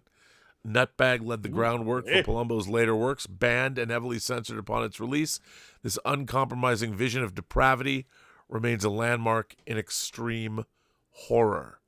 You'd never know from this box, but hey, maybe we should get that, Deets. Then we have Warner Archive is preparing Frank Perry's movie Last Summer. So Last Summer, let's see what they say about this. Barbara Hershey is in this. I think I watched a trailer for this. Last summer was too beautiful to forget and too painful to remember. So there you go. Last summer coming out. Sandy, played by Barbara Hershey, and Bruce Davidson from Lathe of Heaven, and Richard Thomas are three affluent, spoiled teens spending a lazy summer on Fire Island, New York. Both boys pepper Sandy with sexual advances, which she clearly relishes. Into their tight triangle comes chubby and naive Rhoda, played by Catherine Burns. Like the injured seagull, Sandy both nurtures and tortures. Rhoda becomes a figure of sport, teased and humiliated by the group. Sandy's cruelty and influence brings the summer to a shocking climax. Ooh, that sounds like a pot boiler that I want to see. See, I told you there's all these culty titles. Then we have Poverty Row Classics brings us the East Side Kids and The Gang of Mine. This is from VCI. These are old school classics. From both of them are from 1940. And The East Side Kids is a crime drama about a former street kid who becomes a police officer and tries to steer neighborhood boys away from a life of crime. And a street kid has dreams of becoming a jockey in that gang of mine. He gets his chance when he and his gang discover a poor old man who has a championship racehorse. Well, there you go. Only back in the day. Then we have Spike of Bensonhurst is coming out. I remember seeing this movie when I was a kid. Fun City Editions has this. I guess I was in college when I saw this. Spike of Bensonhurst. It's a new 4K Blu-ray combo pack. And Paul Morrissey's satiric comedy is a wise and very funny send-up of Brooklyn Mafia community relations in the 1980s. So there you go. Spike of Bensonhurst coming out. It's a fun movie, actually. The Gay Desperado. I don't think it's what you might think it is. I think it's a happy desperado, or maybe not. It's from Ruben Mamoulian, one of the most imaginative musical comedies Hollywood has ever produced. The Gay Desperado was a surprise hit in 1936, and 9 decades later remains a beguiling, offbeat treat. As directed by the award-winning virtuoso Ruben Mamoulian, it magically combines comedy and adventure with a thrilling singing from the Metropolitan Opera tenor Nino Martini. Well, there you go. The Gay Desperado. And then we have, okay, here you go. Diano, the original, or here is it's Iron Maiden's Lost Singer, and this comes to us from Cleopatra Entertainment. A pair of fans of the heavy metal band Iron Maiden launch a crowdfunding campaign to help Paul Diano, a.k.a. The Beast, the band's iconic original singer on the band's first 2 albums, Iron Maiden and Killers, get back on his feet literally, emotionally, and professionally. Neglected by healthcare workers in the UK, wheelchair-bound Diano leaves his home in the middle of the pandemic and travels to Croatia, where he rides an emotional roller coaster, running out of money, reuniting with his former Maiden bandmates, and falling in love. Wow. Well, there you go. Great. That's and I totally forgot, Rob, considering the movie that we two saw, Whistle. We had another one with a live Iron Maiden album that was showing in the movie, a T-shirt, and a song at the end from Iron Maiden, which featured Paul Diano as the singer. And then The Fall in 4K. This is a pretty hard movie to watch if you're scared of heights. It's pretty effective. Yeah, and I am, Rob, and I am. I'm not good with heights. This is I like this and it features both versions, you know. We've got the PG-13 where they did change some words, you know. Right. Yep. And it contains both versions. And then Mark Lester, who directed Class of '84 and Firestarter, here's 2 Mark DeCosta movies, The Base and The Base 2. Mark DeCostas is in both of these, so there you go. If you like Mark DeCostas, that might be worth picking up. Nice. And then we have Love Letters of a Portuguese Nun. I mean, talk about cult titles. Delirium Home Video will bring to Blu-ray Jess Franco's Love Letters of a Portuguese Nun from 1977. And I'm sure Maverick exploitation film director Jess Franco and Swiss producer Erwin Dietrich's notorious nun-sploitation classic Love Letters of a Portuguese Nun comes to Blu-ray for the very first time in North America, totally uncut. 16-year-old Maria is taken by force into the dreaded Daries Convent, a sect secretly run by diabolical Satanists. Well, that's it. You had me at hello. Yeah. Any convent that's run by diabolical Satanists, I'm in. And her confessor is in collusion with the Mother Superior, and the not-so-pious pair almost immediately subject Maria to unspeakable tortures, forcing her into sex with men, women, and even the devil himself. Gaslit into believing this supernatural debauchery is all a dream, she writes a letter to God begging for salvation. Shocking, salacious, and also stunningly shot and expertly performed by an international cast, Love Letters of a Portuguese Nun is among the best blasphemous European horror films of the 70s and a high mark in Franco and Dietrich's respective oeuvres. Okay, I'm in. Love Letters of a Portuguese Nun. I think I need to own this. There you go. And the devil's apparently, it's a satanic cult where the devil's really a part of it. Yeah. So it's my kind of cult. The Ghost Galleon. I don't know what the Ghost Galleon is, but if it's like Letters of a Portuguese Nun, what's not to love? Bizarro is preparing a combo pack release of Amando de Osorio's The Ghost Galleon. Oh, this is just a different version of from the director of Tombs of the Blind Dead. So it's the third entry in the Blind Dead saga, and The Ghost Galleon is actually called Horror of the Zombies, which is what I know it for. Well, hell, I got to get this. So The Ghost Galleon is one of the 4 Tombs of the Blind Dead movies. Yay, in 4K. I didn't know. So what's not to love there? Then we got some old schlocky 50s movies coming out as the Monster Mayhem Collection. Film Masters is putting this one out.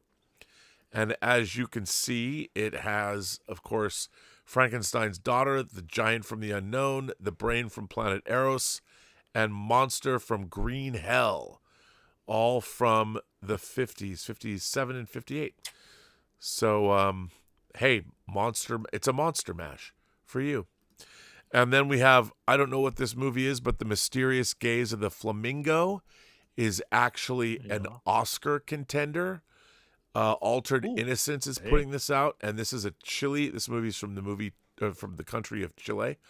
Set in the remote Chilean mining town in 1982, Diego, I can't even pronounce this, Cespedes, dazzling debut feature follows Lydia, who grows up within a vibrant queer household led by drag performers and trans women. When mysterious illness rumored to spread through the gaze between men sows fear and hysteria, the community becomes the target of suspicion and violence. Through Lydia's eyes, Cespedes crafts a haunting allegory of love, myth, and prejudice that reimagines the early AIDS era as a queer Western with poetic intimacy and desert dry surrealism. It's the official submission to the 98th Academy Awards for Best International Feature and winner of Uncertain Regard at the 2025 Cannes Film Festival. So there you go. That sounds good to me. I'd watch that. I'd buy that. Then we have Ultraman. I'm sure 1001 Johnny would like to get this set. Here is Ultraman Great and Ultraman Powered, the complete series Blu-ray. That's coming out. So there you go. Something's Gotta Give with Diane Keaton and the, of course, great Jack Nicholson. And then we have Randy and the Mob. Now, I've never seen this movie, but this movie's from 2007. And Walton Goggins, okay. Yeah, that's it, Randy and the Mob. And The Accountant. It's a double feature. So there you go.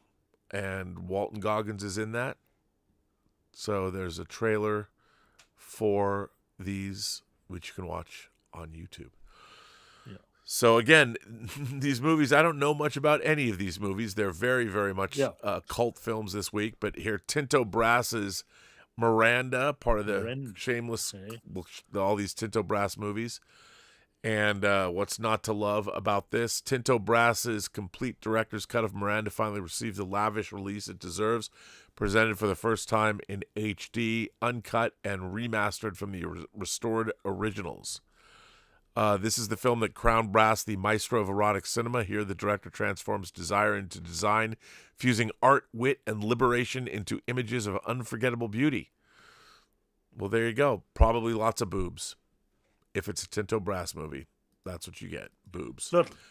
And then we have Extreme Private Eros Love Song 1974. Second run. This is from the director of the renowned controversial documentary The Emperor's Naked Army Marches On. Kazuhara's intensely personal and equally controversial film Extreme Private Eros Love Song 74 is a detached, radical examination of the interplay between the director and subject. In order to remain in contact with his former partner, Miyuzuki, Hara shot his raw, intimate film as a way to maintain a connection with her and to make sense of their complex relationship. Shocking and uncompromising, Extreme Private Eros explodes the boundaries of documentary filmmaking to create a stunningly candid portrait of an independent woman living on her own terms. And there you go. Okay. Well, I'd watch that. Then we have Legion of the Dead. Now, this comes to us from Unearthed Films. This is from 2001. I've never seen this movie, but Olaf Ittenbach. Oi, oi, oi. do you know him? Yeah, German. William Infamous. William and his sidekick Luke have just started a relaxing trip through the beautiful California desert when they stumble onto a small town where, unbeknownst to them, a mysterious tall blonde man and his sadistic henchmen are killing people to create a legion of the dead. And this is the director's cut version. So there you go. If that's what you want. Now, here's a movie coming out from Kino Lorber that I can't believe this cast. Hyperspace, starring Chris Elliott and Paula Poundstone. Wow, this is a 2D, 3D Blu-ray release from 1984. Hyperspace, Lord Buckethead and the Attack of the Gremloids is an irreverent, low-budget 80s sci-fi comedy written and directed fresh out of film school by Todd Durham, the creator of the blockbuster Hotel Transylvania franchise. So there you go. Have you seen that movie, Rob? Because it's in 3D. I have not seen it, and You have not. hey, Okay. if Paula Poundstone and Chris Elliott are in it, why wouldn't you want to see it? Then the Taylor Sheridan written Hell or High Water, a movie I dearly love. Dave McKenzie directed this. I love this movie. We all know it. We all love it. What's not to love? Why not buy it? I'll definitely get that. The Novice, IFC is preparing this. This is from 2021. The Novice on Blu-ray. Blind Buy for me, Rob. Of course, Isabel Furman is in. Oh, yes. Blind Buy. Yep, that's right. Isabel Furman, an obsessive college freshman, joins her university's rowing team and undertakes an extreme physical and psychological journey to make it to the top of the varsity boat, no matter what. Well, there you go. Blind Buy for me. Then we have Somersault.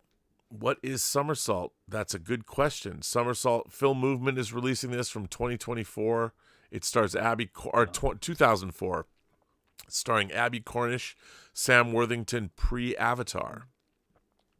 Following a reckless encounter with her mother's boyfriend, teenage Heidi is forced to flee home and restart her life, finding refuge at a motel in an icy skiing town of Jindabyne.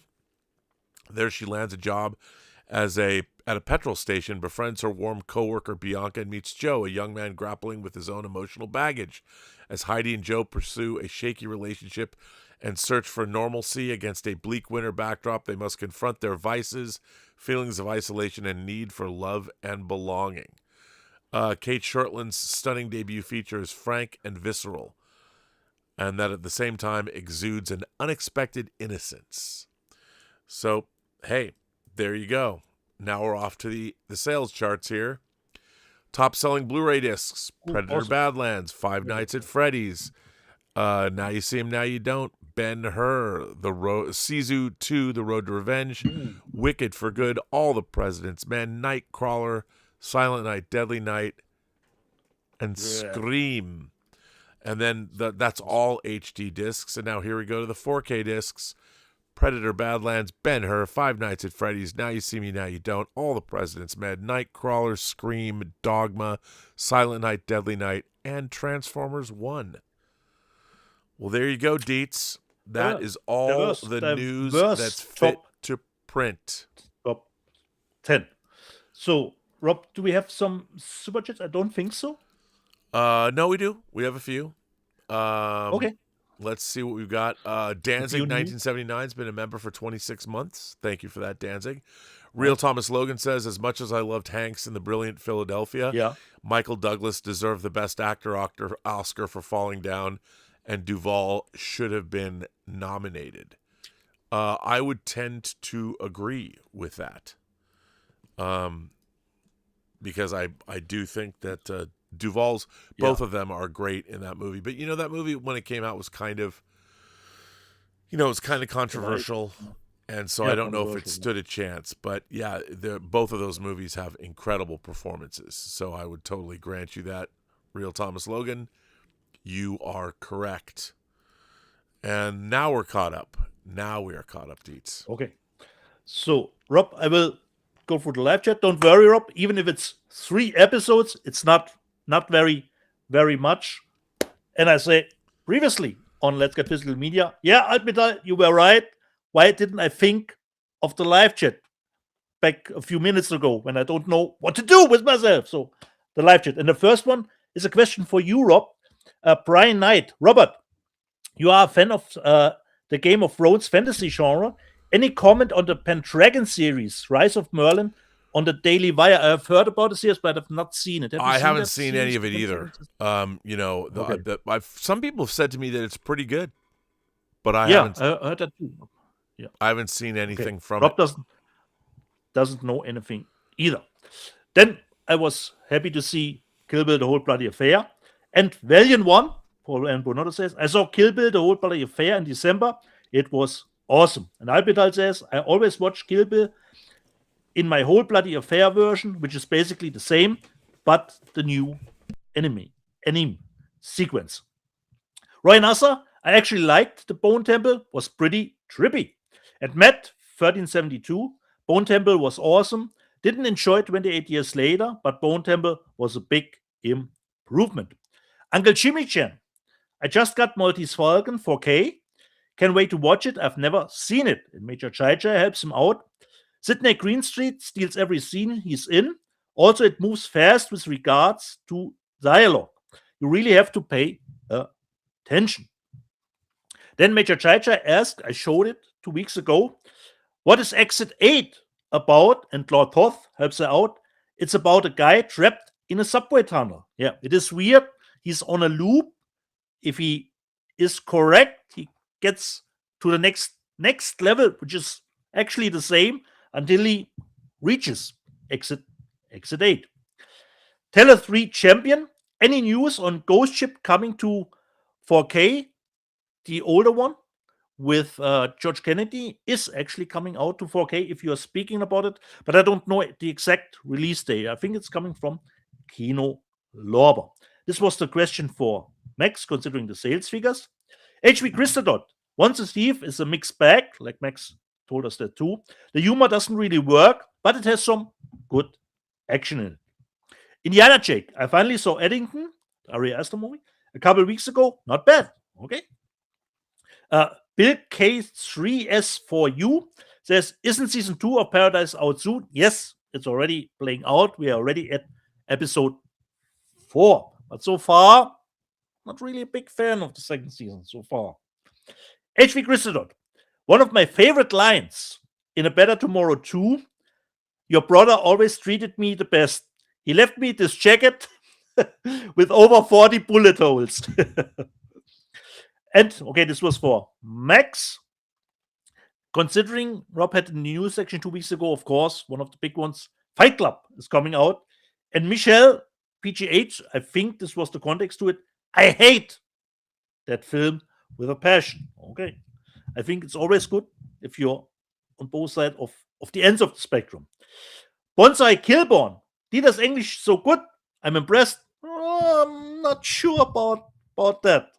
I'm trying to get through as best as I can. HV Christodot. the movie Triangle is awesome. And Adventure Square says, yes, Triangle is such a great what the fuck movie. Patrick Williams, I am not watching Scream 7 trailers. Exactly. Stay away from trailers for movie you will watch anyway. 8-bit side, Walter Whitewanger. I just worried considering Project Hail Mary, Rob is looking forward to.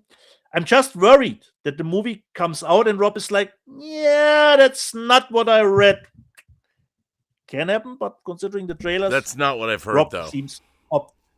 seems optimistic. Matt1372 saw Scream 7 twice this weekend. Glad it made big money. Me too. And Stubble McShave says, there's too much content now. It is all a blur, nothing sticks, no one rewatches anything because there's always something else to watch. Stubble, you're 100% correct. I'm already thinking, okay, I need to watch War Machine and then the next one. It's really rare these days that I have time to actually go back and watch a movie again, which I actually did for Scream. I watched 5 and 6 again after scene 7. Man of Action, 1807.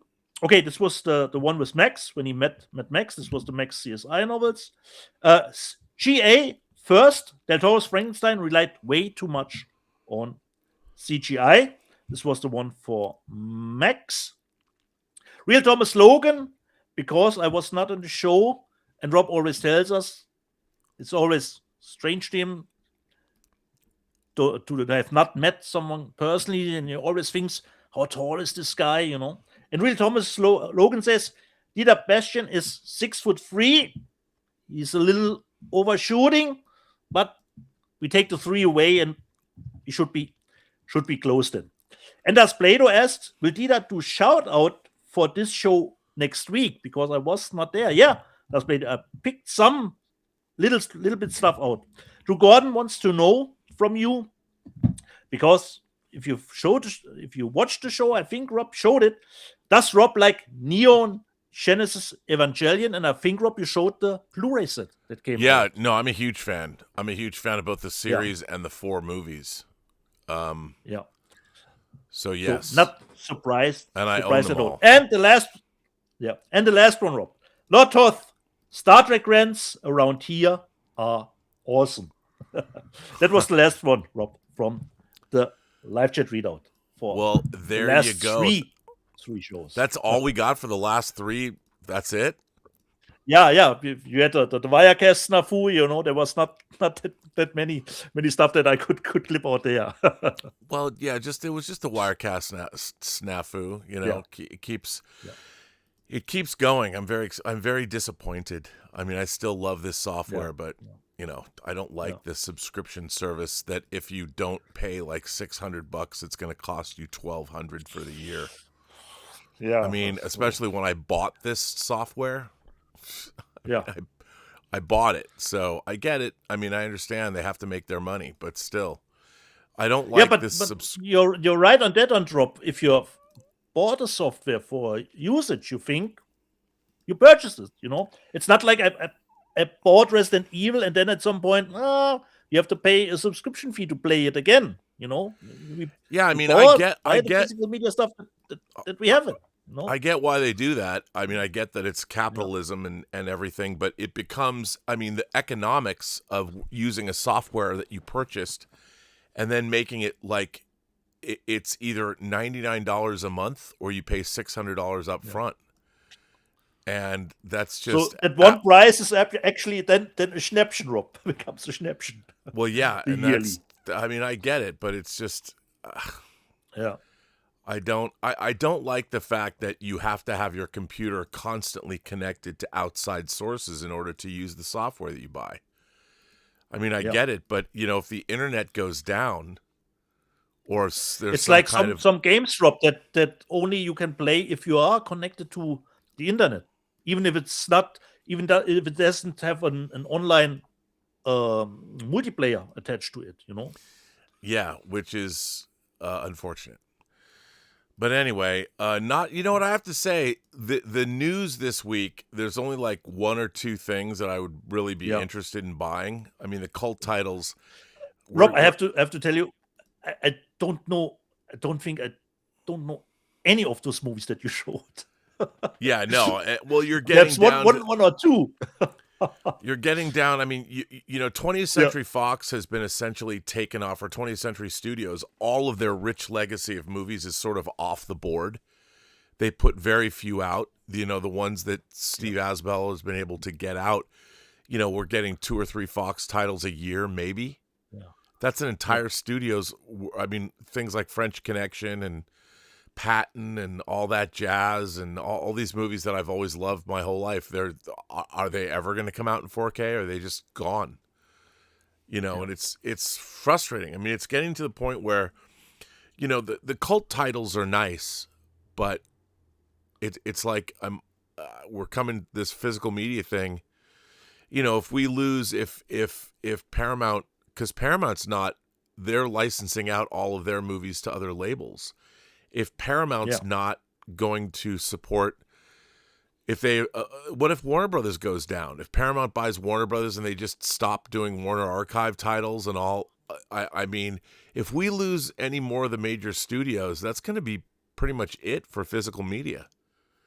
You know, I really do see that we're seeing the writing on the wall, where, I mean, you know, you read all these stories about how Gen Z is starting to collect titles, and that's interesting because, you know, people like to collect things, and collecting movies is a lot of fun and all that, but, you know, how long is that going to last? And Gen Z is not going to buy.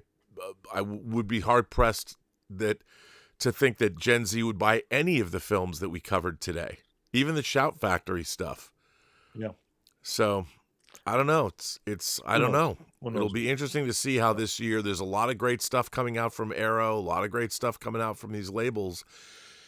And we have, Rob, some Netflix title that actually get released, because I read on Bill Hunt's website, the Digital Bits, the Masters of the Universe anime series is coming out on Blu-ray from Mill Creek. Yeah, I mean, So I think Netflix title appearing. we'll see.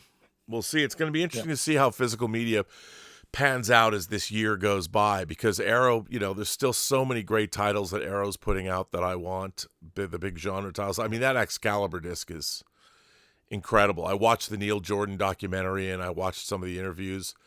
They interviewed 93-year-old John Borman, the director. Boy, he's ancient. But that disc is great. And like the Westworld disc is great too. So well, it's good to have you back. It was good to have Max back. So yeah. Yep. I think we had some super chats that came in. We do. We've got some, let's see. The Real Thomas Logan says, discuss the brilliance of Duvall and the Apostle. Well, I mean, he's great. I don't know what more to say. You know, he's great in that film. And I believe he directed that movie as well. Yeah. So, I mean, he's terrific in that film. But he's got that double duty. But he's got that down. I mean, he's so good. I mean, I don't know what more can you say than he's delivering award caliber performances. He's just great. I mean, he's got that salt of the earth, gruff. And it reminds us he got nominated for it. Yeah, Humanity. I mean, he's amazing. Yeah. So I'm in. 8-Bit Sight says Rock of Ages is playing at a dinner theater near me. The show and music were top-notch, and this is the theater where a young Edward Norton got his start. That's interesting. Ooh, okay. Nice. Okay, so we are caught up, and we are caught up, dude. Okay. So nice that I'm still on the show, that my manager didn't fire me, because I wanted to play Resident Evil Requiem, and I say, jede Person, die du triffst, hat eine Geschichte zu erzählen, die du noch zu hören hast. Alles, was du tun musst, ist zuhören. Well, I want to thank everybody for generously supporting this channel via super chats and tips and your memberships. We had a great member call yesterday. So much fun. And I want to thank all of you for watching the show. And hopefully we'll continue to support physical media as long as it's around. But you just, who knows where it's going now. With our economy is getting wrecked because of this war in Iran. Gas prices are Gas accelerating. prices are up here, Rob. Yeah, I mean, Everyone is it's pissed it's about just insane. The Trump administration. I don't think this is what anybody voted for, to be honest. I don't know. I don't know where all this is going to lead. Probably not anywhere good. But we'll see where all of this goes. So that's why Resident Evil was a nice getting away from all of it, Rob, for Yeah. at least 2 to 3 hours every day, you know. 100%. Leave the world behind. 100%. So anyway, thank you all very much. I want to thank our moderating staff, Tom Jr. Jackson and Darth Plato and everybody, and Lord Toth, and all of you guys who tune in every week to watch this show. It's so much fun to be here talking with all of you. Our core audience. Our core audience. It's very loyal. Yeah. So thank you, Which everyone. is nice to know. And then we'll be back next week with another Next week, episode. Maybe I'll have something to show this week. I don't know. Yeah. At least, Rob, we can talk about Project Hail Mary next week. We will. I will have seen Project Hail Mary, and I'm very, very, very, very, very excited for Friday. Can't come soon enough. I will be at Project Hail Mary. Cannot wait. Yeah. And on that note, you go with Alvaro? yes, I'm going with Alvaro, and John Campia has tickets, so we're all going to the Irvine Spectrum to see it in true 15 perf 70 millimeter. So very exciting. Very exciting. That's such a great venue. I saw The Bride in there. Yeah. And what a great IMAX venue that is. Incredible. So looking forward to that. It couldn't save the movie. Is The Bride for a lot of people the next Joker? Folie à deux? Well, I don't think people are going to be disappointed because by you and I love Joker Folie à deux. So. Yeah, I liked it, but it's different than that. I think people hated it because it's not what they wanted. But Folie à deux is not what they wanted. But I do. Yeah. I just think The Bride doesn't. It just doesn't work. It doesn't in a different way. So it'll be interesting. And I think you're right. Probably make it for 20 million. Would be well, yeah, less, you less but I risk. understand all these actors getting together, but you have to look at. Yeah. You have to be able to, and I understand it. It was a vanity project. You've got a bunch of great actors in there, but to make that movie for $80 million is look what you wind up with. It's a cult movie at best, and you should scaled it back. I mean, yes, it's a period piece, and I understand it's expensive, but that's when you have to look at it and go, there's no way you could have made that movie for 30. I mean, you're talking that much money. I mean, a lot of it goes to salaries, but with this, they should have done it for scale, and everybody should have been favored nations and all that. But yeah, it's too bad because it probably, I don't know if Maggie Gyllenhaal will be directing movies anytime soon, and it's too bad because she does have some interesting things to say. Anyway, we'll bring this show to a close. Rob, not only can we talk about Project Hail Mary, we are the Oscar pre-show. We are the Oscar. We are the Oscar pre-show. Pre-show, yeah. Yes, exactly. we are. That'll be fun. Next week, Oscar pre-show. All right. So see you. On that note, I guess we end the show. Every person you meet has a story to tell that you have yet to hear, and all you have to do is listen. Listen. And with that, I say to all of you, have a better day. And therein ends the show. Oh, wait. Let me click over to our chart so we can truly end the show.